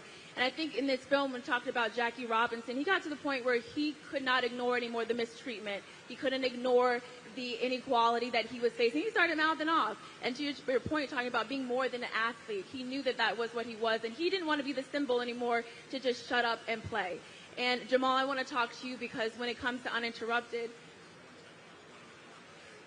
Ladies and gentlemen, we invite you to join us at the front of the room for our panel. Please lower your volume of your conversation in the back of the room so that we all may enjoy this very insightful and brilliant conversation. Thank you.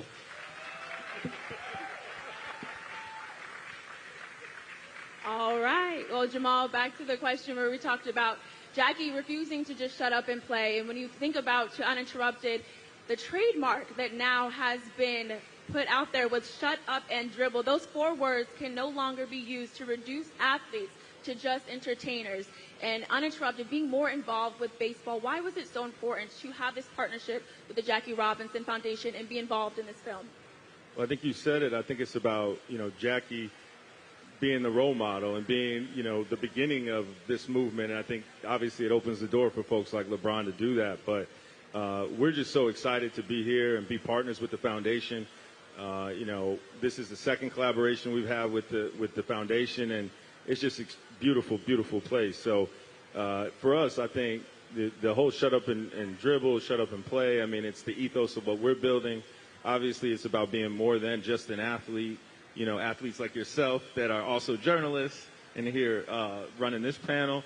And I think, it speaks to the brilliant film that Andre made because he was able to weave that through. And I think the thing that I'm excited about and what I always take from it is how much Jackie did after he left the game. We all know he was the first, but really he was an advocate and he was getting in people's ass. He was on people. And so a lot of people don't know that about Jackie. And I think that's what the archive does. And Andre just did such a great job pulling that story through. And it goes all the way to folks like CeCe today, who's, carrying that torch. And we saw young brothers last week get drafted into the game, but they still have the same issues that this film highlights. You feel me? So I think that's what, the work is not done, but I think we're just really excited at Uninterrupted, an athlete empowerment brand, to be able to tell these stories. And it's really kudos to the team that we're able to bring forth this story and get this done, and our partners at Chevrolet to make such a beautiful night happen. I think being an athlete and the power that holds in those words, more than an athlete, to understand that you are not solely what you do on the field or court, is so important for athletes to move forward in whatever it is and also feel empowered in their voices. And Jackie did that when he invited Bill and Curt to the rally in Mississippi, as we saw in the film, where he told them, you are able to use your platform as an athlete to embark change. And for athletes, being more than an athlete, I want to ask Jamal, you and CeCe, why it is so important to continue to remind, especially young black baseball players today, that there is power in their words and that they are more than athletes. I think it's super important because, if you look at the film, I feel like we're back at the beginning, where we were. I think we're at 6.8% in the league in baseball right now. So the black voices are super important. Mookie Betts is super important. When we started the Players Alliance in 2020 and we were going through everything in the wake of the murder of George Floyd, it was a big deal of who was going to take a knee on the baseball field. That had never happened before. And we were having all these discussions and group chats and all these different things. And Mookie just stepped up. He was like, I'm the biggest player. I got the biggest contract. I'm the biggest voice. I'm taking a knee. And that allowed everybody else in the league to go out and be able to take a knee. And it's kind of the same thing that Jackie did, is kind of nurturing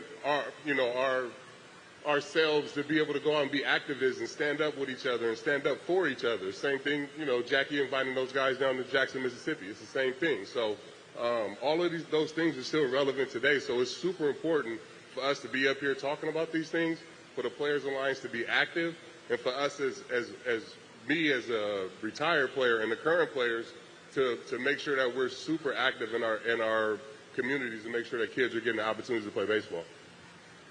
Jamal, why is it important to continue to empower those voices, as Uninterrupted always does, to know that they're more than athletes? I can't say any better than CeCe just did, but, we'll continue to do that and continue to all those new voices, both current players, both new players. We just had a brother, Tamar Johnson, who just got drafted. We're following his story right now. So I think his journey to the bigs is going to be exciting, and how he's able to do that. how he's able to bring some swag back to the game and do the things that these guys did so many years ago and kind of capture that magic again. Charles, I want to ask you, Chevy has deep ties with MLB, and you see all the changes being made and going into the diversity in Major League Baseball. Why did Chevrolet want to partner with Uninterrupted, especially to be a part of this event? Yes, well, you know what? Absolutely. Chevrolet decided to partner. Like you said, the deep ties with the MLB goes. We were the official vehicle of MLB back in 2005. So it's that those ties run deep. We have existing relationships with the Uninterrupted team, with other projects that we've worked on. We were brought with this opportunity. My role is working in diversity marketing is to gain cultural capital for GM and its brands. So what better way to do that than partnering with this foundation, partnering with Uninterrupted, and being able to showcase our product and build that. As an athlete, I'm playing softball. I know what it's like to be one of, if not the only black athlete on my team. And I've dealt with the microaggressions. I've dealt with the prejudice. I've dealt with assuming that I'm supposed to be a certain position because I'm black, or assuming that I'm fast because I'm black. I do want to know that I am fast, but you shouldn't assume that, right? So, but what Mookie so eloquently put in this film was that these guys were just built different. I don't know if I could have withstood the things that they withstood. And, you know, stepping onto the field, realizing that I had teammates when I stepped between those lines, but that I didn't when I stepped off was something that hurt me. But I want to ask you guys, from this film, was there anything that really stood out for you or stuck with you or really surprised you? And Andre, because you had the countless of research and hours looking film, I want you to go first. Well, the thing that surprised me the most was probably the thing that surprised most people the most is what was Jackie as the agitator. You know, we don't see that.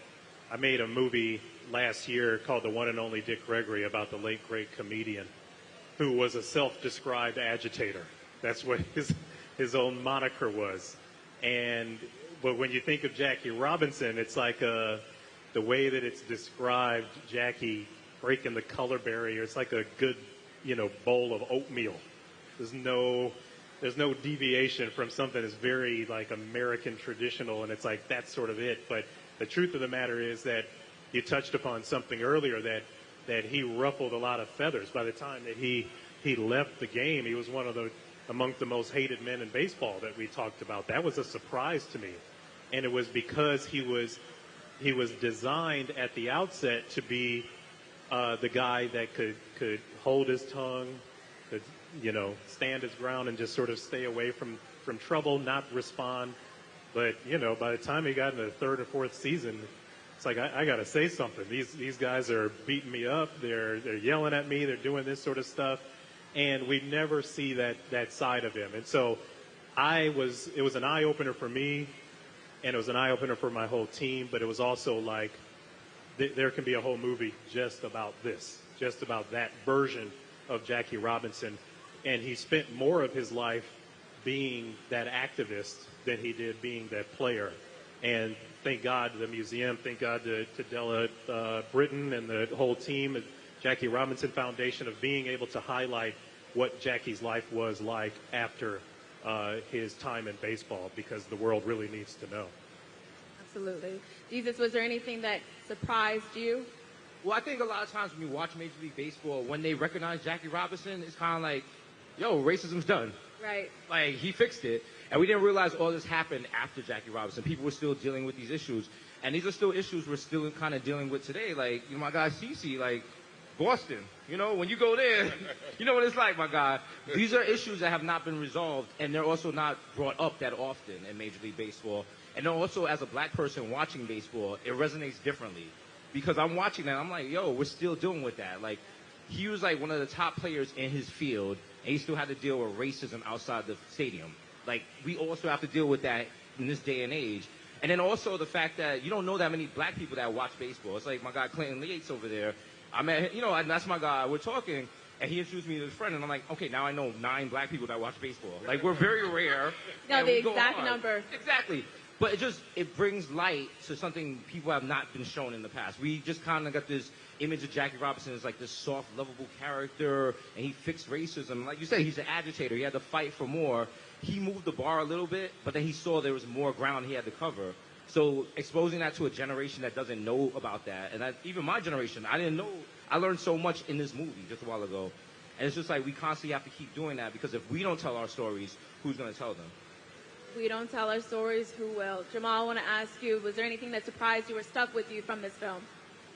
I mean, so many things, and, you know, been fortunate enough to see a lot of this tape for a long time.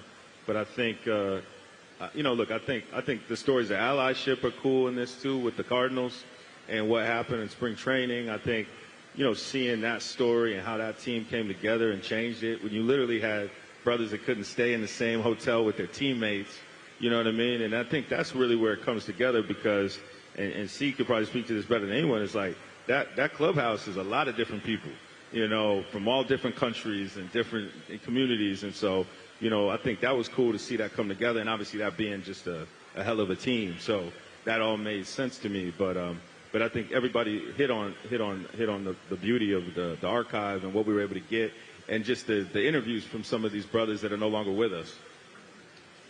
Curt Flood said in this film something that really stuck out to me the most, and it said, a lot of the times you think, I wish someone would do something about that, and a lot of the times it's you that must.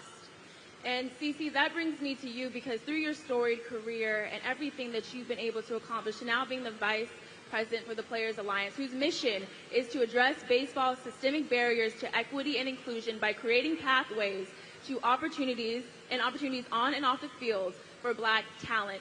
What was the moment when you realized it was you that must create the change? Wow.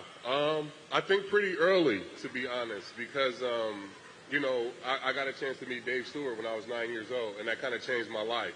And I always wanted to be that presence in the community, or be that person for a young kid to see on the mound with my hat cricket or the Jordans and the big uniform.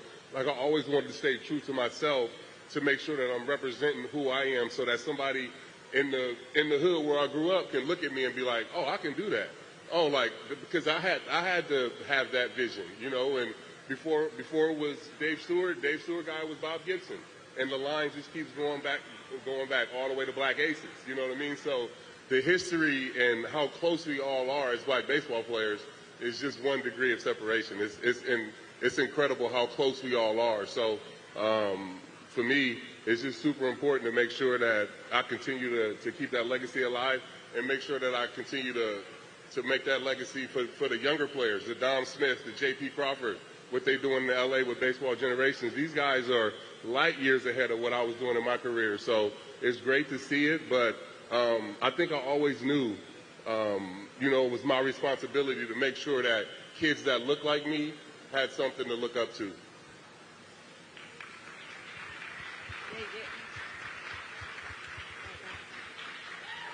I can remember the very first time that I realized how important representation was, and it was after coming off the field from a game where I did not perform well, and a young Black mother and her child come up to me and said, "You're my daughter's favorite player."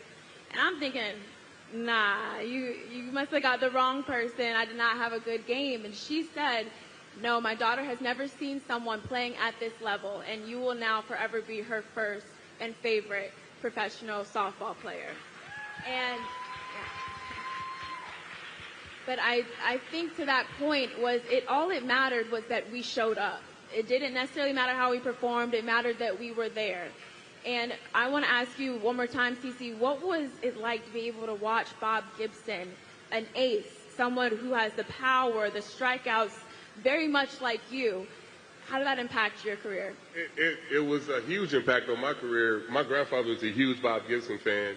And for me to sit here now and end up with the same amount of wins as him, you know, he had 251 wins. I ended up with 251 wins. Like, it's just crazy for me to sit here and be in the same light as Bob Gibson. I don't see myself in that light, but to be able to have the same type of numbers that he had, I mean, it's incredible. I'm just hopefully I can have the type of impact that he has on the game, you know, long-lasting legacy that he's had on the game. So that's my job now in the second career, is to make sure that I'm doing everything that I can to impact the game positively the way he did in his career. Love that. Charles, Chevy is on a mission to be the most diverse and socially inclusive brand on the market.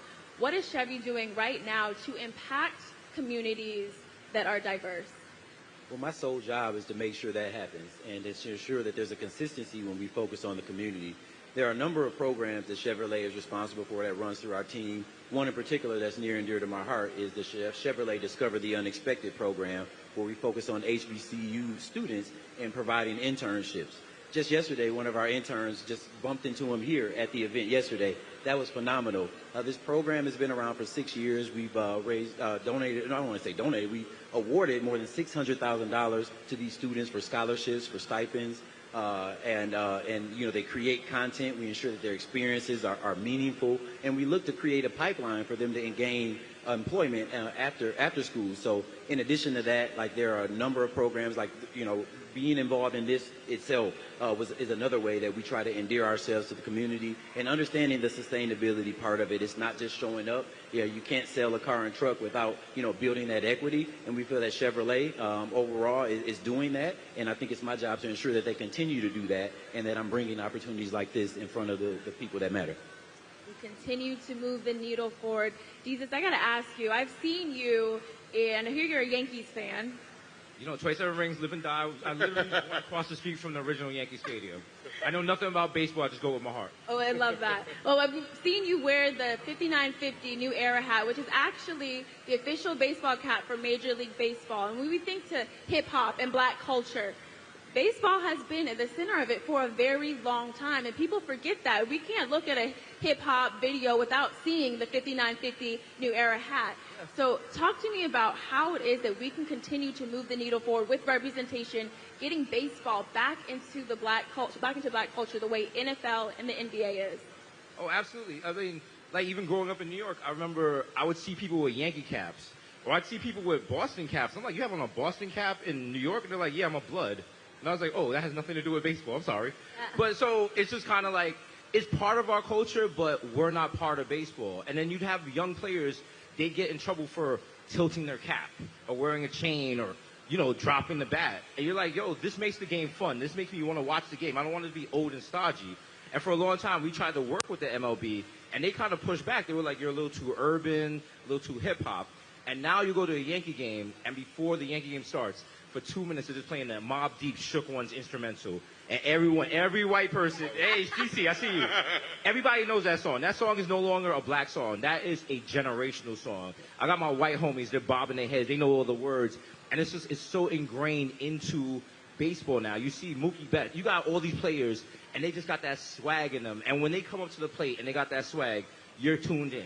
You're watching it. So we have to expose this more to the community, because we don't even realize we're doing big things in baseball. You have people who just like, black people don't play baseball. And it's like, no, dog, we're out here. Well, not me, but, you know, CC. But we're out here, we're representing, and we just need, because it's a hard game to play. You have to have enough people to play a full game. If you're playing in the street, the car is coming, you don't have bases and everything. But if you really want it, we can make it happen. So it's important for people like CC, Curtis Granderson, even myself, just to talk to the next generation and just tell them why we love baseball and make them see it the same way we see it. And so they're like, oh, if you liked it, maybe there's something there for me. It's like, we can do more than basketball. We can do more than football. And listen, those baseball contracts are pretty sweet. You might want to get your kids one of them. That's guaranteed money, right? It is, definitely. So, I mean, listen, but no, we love baseball, and we really need to, as African Americans, just get back to it. And also, we're really good at it. We're really good at it. I was about to say, that's a good point. We are really good at it. I don't think we've ever made up more than 27% of the league. We make up 38% of the Hall of Fame. So that means when we play, we're the best every time. So, two best players in the league right now, Mookie Betts and Aaron Judge. So, I mean, when we show up and play on the baseball field, we're normally the best players on the field. Black baseball players changed baseball in Major League Baseball. That's why it is the game we love to watch today. And then you talk about the contracts. I mean, Curt Flood is responsible for what we know today as free agency, so that baseball players can say no to $440 million contracts if they want to. Yeah, I don't know about that. But when you think about Bob Gibson, one thing that Jack Flaherty mentioned in it that I thought was so dope was how Bob said, I never hit nobody. They just did not get out of the way. And when you think to the confidence you have to have, especially in the time that he was playing, I think that that was something that really pushed him forward. And I want to ask you guys, if you guys have just like a saying or an affirmation that continues to propel you forward and keeps you confident throughout your career. Cece, I'll start with you. Mine is just keep going. You know, I've been through so many ups and downs in my life that it's just always get to the next day. Just one day at a time and just keep going. Oh, it's good. For me, it's a coach. A coach gave me this saying: "Error is a commission, not omission." So, you know, try to hit somebody. You know, you don't want to be the person looking at the tape, be like, "Man, you didn't hit nobody." You might hit the wrong person, but hit somebody. So, you know, just trying to make errors a commission, not omission. Yeah, my father, I remember, said to me as a kid, just as simple as answer is always no if you don't ask. So it's a given. You need to ask for what it is that you want. Need to ask for what it is you desire, you try to achieve, and you'll be surprised. And frankly, I've used that in my career in a way that I never thought would excel or advance it in the way that it has. It's like just open your mouth and ask somebody a question, and you'll be surprised at what the answer you get. So it's been always an affirmation for me. Yeah, and for me, it's just really, you know, giving the best at anything that I attempt to do, and just, you know, with my whole heart. And sure, it's like I think about, I have a 12-year-old son, and like how I kind of instruct him, you know, with him in soccer playing. It's like, you know, if you're going to show up, make sure you show up. If you're in a room, you deserve to be in that room. And I have to live by the same thing I'm trying to instill in him. Mine is just like, you only have but so much time in life, and so you have to make the most of it every day. So every day you got to show up, and whether that means being your own solo player or being a good team player, you have to give 100% every day, even if you don't feel like. There's been times, I'm sure, you went on the field, you felt like crap, you don't want to be out there, but your teammates need you, this is what you do. So it's just like, you got to believe in yourself, show up every day, and put your best foot forward, and as long as you do that, you're going to be the best person you can be, not only for yourself, but for the people you work with. I love it. And mine would be always be too determined to be defeated and too focused to be doubtful. Too focused on my goals to ever even allow doubt to creep into my mind. And I really want to talk to Jackie Robinson, where we talked about his quote, where he says, "The life is not important except for the impact it has on other lives." And I want to ask you all what you hope this film, After Jackie, the impact that it has on everyone that watches it, specifically black baseball players. I just hope that people understand that we're still in the crisis, you know, and we still have these problems, and all the stuff that's in this film that these guys were talking about in the 50s and 60s, still going on today. So, you know, we need to pay attention and do a better job as a society in baseball, and just making sure that we, you know, give more opportunities to black and brown kids in MLB top to bottom. Yeah, I just hope it educates and inspires. You know, so many things in the film just people don't know. And, you know, kudos to Andre and the team that made, you know, did such a good job, but I hope it inspires the next generation. Yeah, no director can ever take all the credit, although most directors like to take all the credit. But yeah, it was kudos to the team. We put this together in a faster fashion than a typical film that you would do. It sort of takes a little bit longer. But because of the team that we had and everybody's putting their best foot forward and us really getting along. I mean, like a lot of people don't realize that that's kind of the most important thing. You're spending 12, 14 hours a day with people. You better get along with them.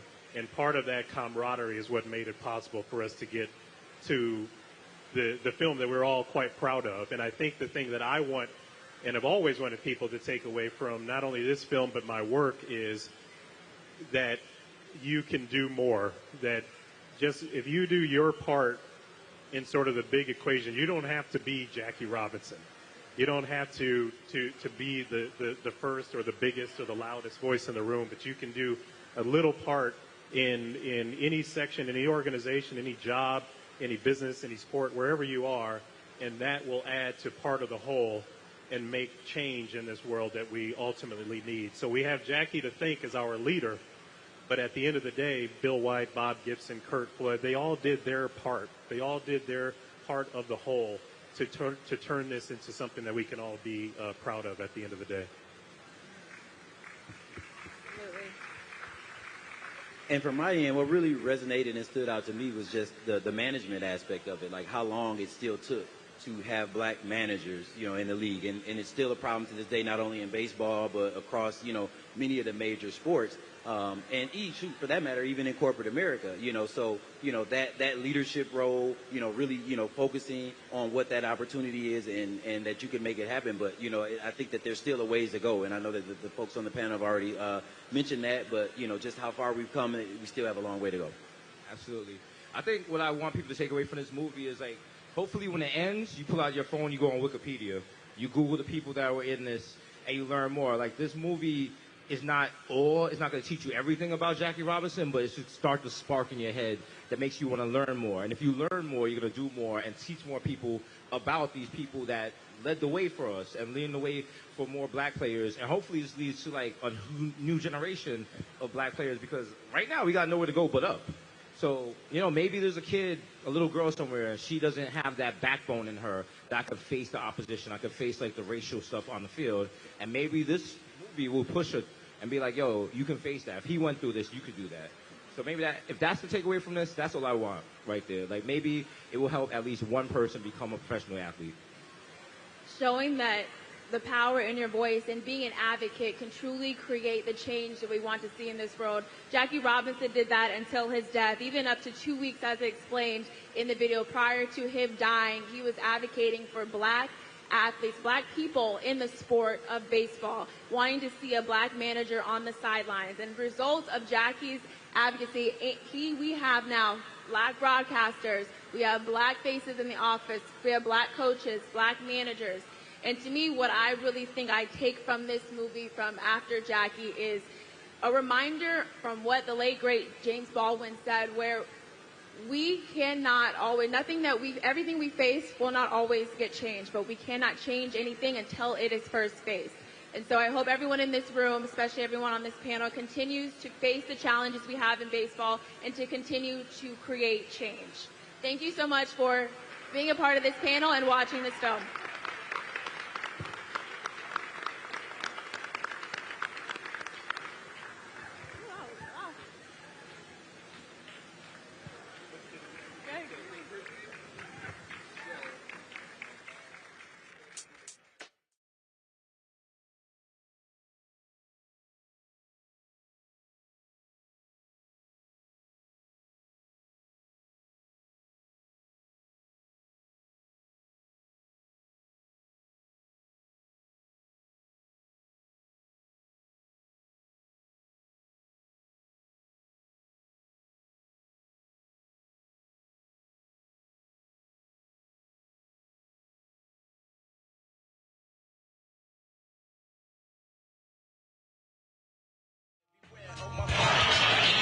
So, folks, that is it. The panel here is done. A great panel there talking about this movie After Jackie. I absolutely hope all of you who watch this on the Black Star Network app, on all of our platforms, on Facebook and YouTube, Twitch, Instagram, TikTok, LinkedIn, I certainly hope you enjoy this. This was exactly why we wanted to be here. This is why we wanted to be here, not just to cover the groundbreaking, but for us to be here for all 3 days, for us to be able to showcase for you all of the different things that were taking place over this 3-day celebration of the opening of the Jackie Robinson Museum. We kicked this off on Monday, broadcasting our show. Great interview with the legendary Spike Lee.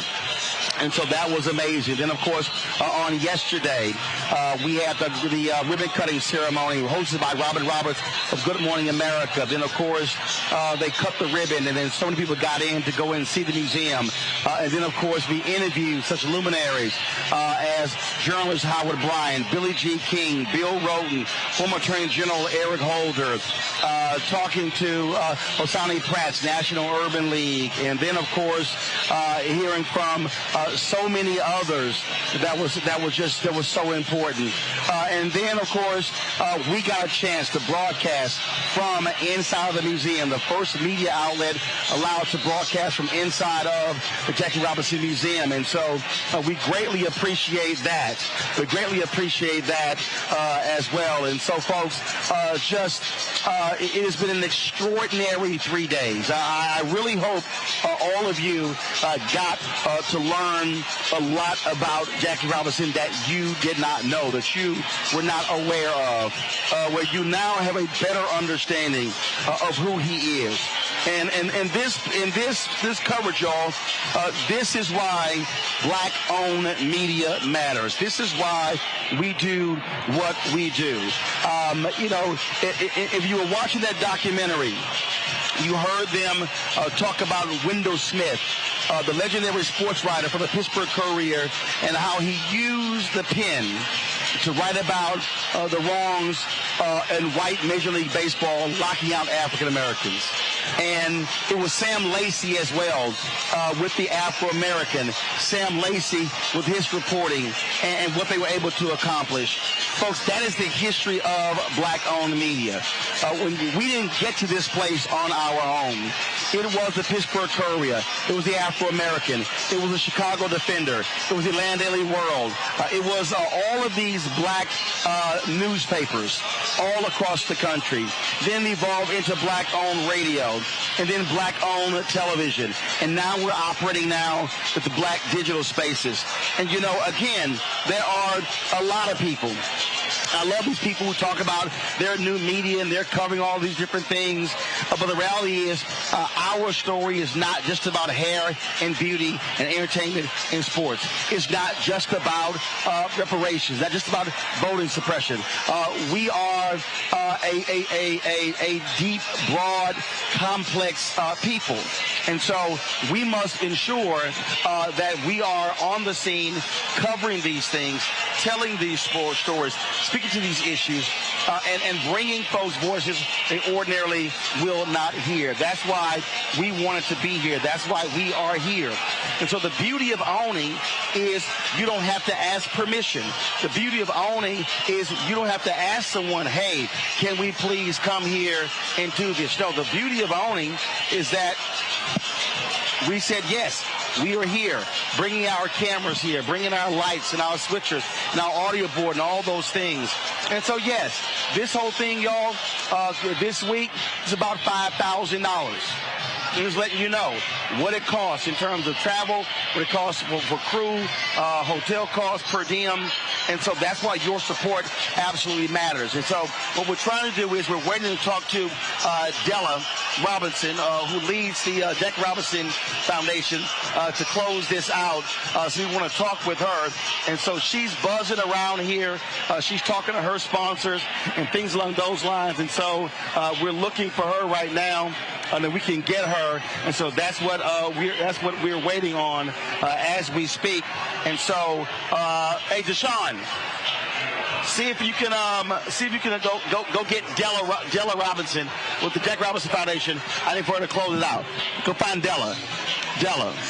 So we want to talk with her. I'm going to stand up because I'm going to look for her and find her because we definitely want to, like I said, we've been talking to everybody.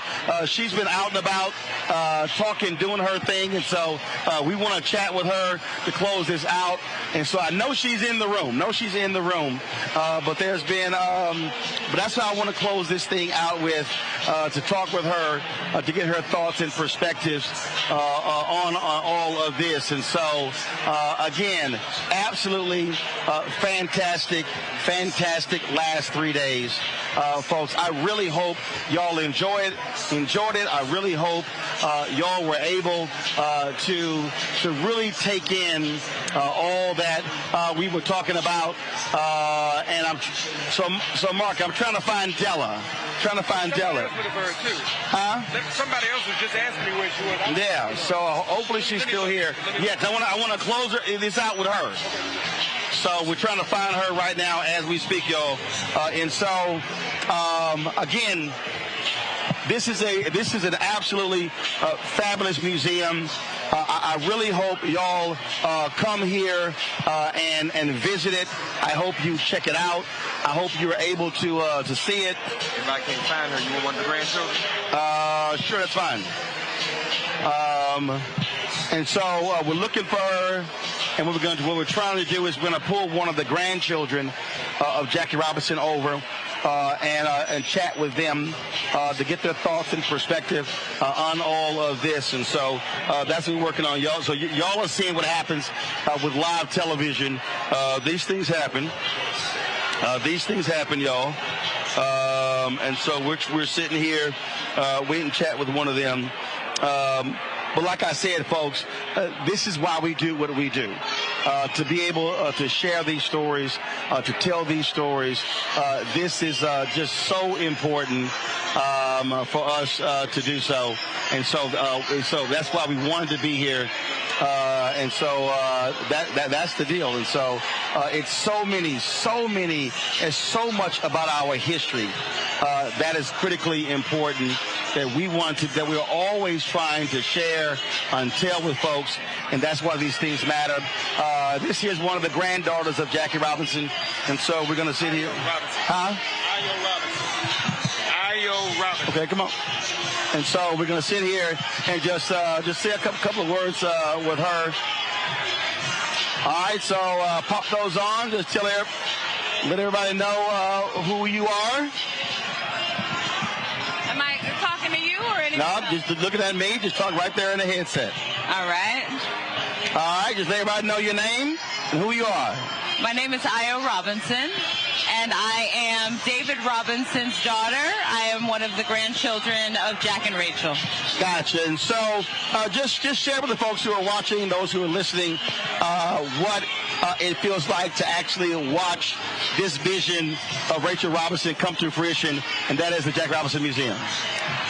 It's very humbling. This has been a time of great self-reflection, honestly, because I am overwhelmed by the life that my grandmother has lived, constantly reminded of the impact that my grandfather has made. But my grandmother being 100 years old and cutting the ribbon on this museum, seeing one of her last visions for her life come to fruition is extremely moving. I think it reminds me of how far there is to step up as an individual, how much impact we can make on a society as individuals. And I think that's so important right now, in my lifetime, our context of our country today. I don't think that we understand how much power we have as people and how important it is for us to step up into that and be a part of our society so we can see the world that we actually want to live in. Obviously, your grandfather passed away before you were here. And for you, is it still a constant learning experience with just all of the things that encompass Jackie Robinson? Yes. I mean, I've grown up with it, so part of it is sort of ingrained, innate. I can almost take it for granted. But I am always reminded every year, every month, particularly this year, reminded of how much more there is, what the subtleties are, what the weight of it is, really, honestly, yeah.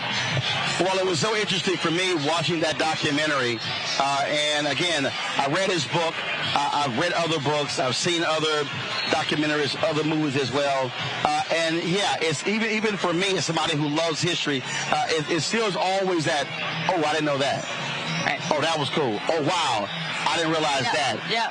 That to me also, I think, what is also just so fascinating, and which I think what the museum is so great, is because, again, it gives you a fuller understanding of him beyond baseball. Absolutely, and every little subtlety gives you a greater context.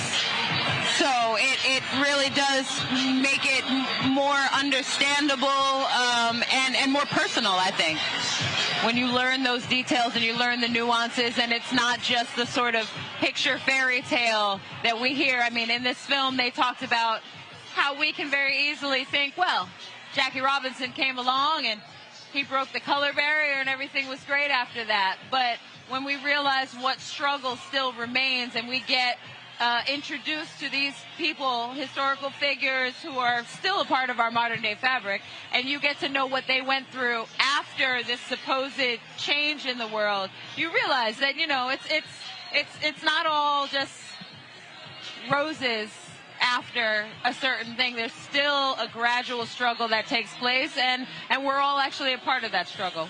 Now, how many grandchildren are there? I have to do the math on that. There are 11, 12. There are 12 grandchildren altogether now. So it also must be different because, look, let's just be honest. Your grandmother's 100 years old. Yeah. And so the grandchildren now have to be the caretakers of that legacy. Yeah. And then the great-grandchildren have to be the caretakers of the legacy.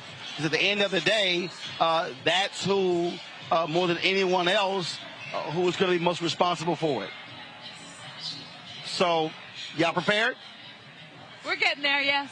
Yes, absolutely. I mean, we were raised in this, and we understand the blessing of it, and whatever extra anything that it gives us, we are ready. We are ready to take on that torch. We are ready to carry the mantle. Yeah. Cool.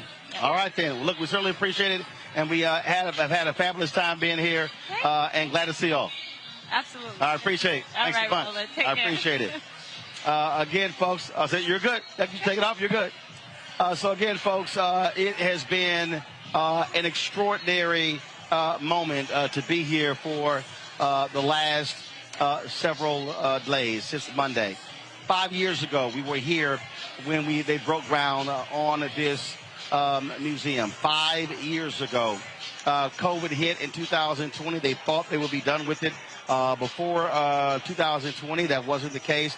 $35 million was raised to complete this museum. And so there's still more work to be done. I was talking to Della last night.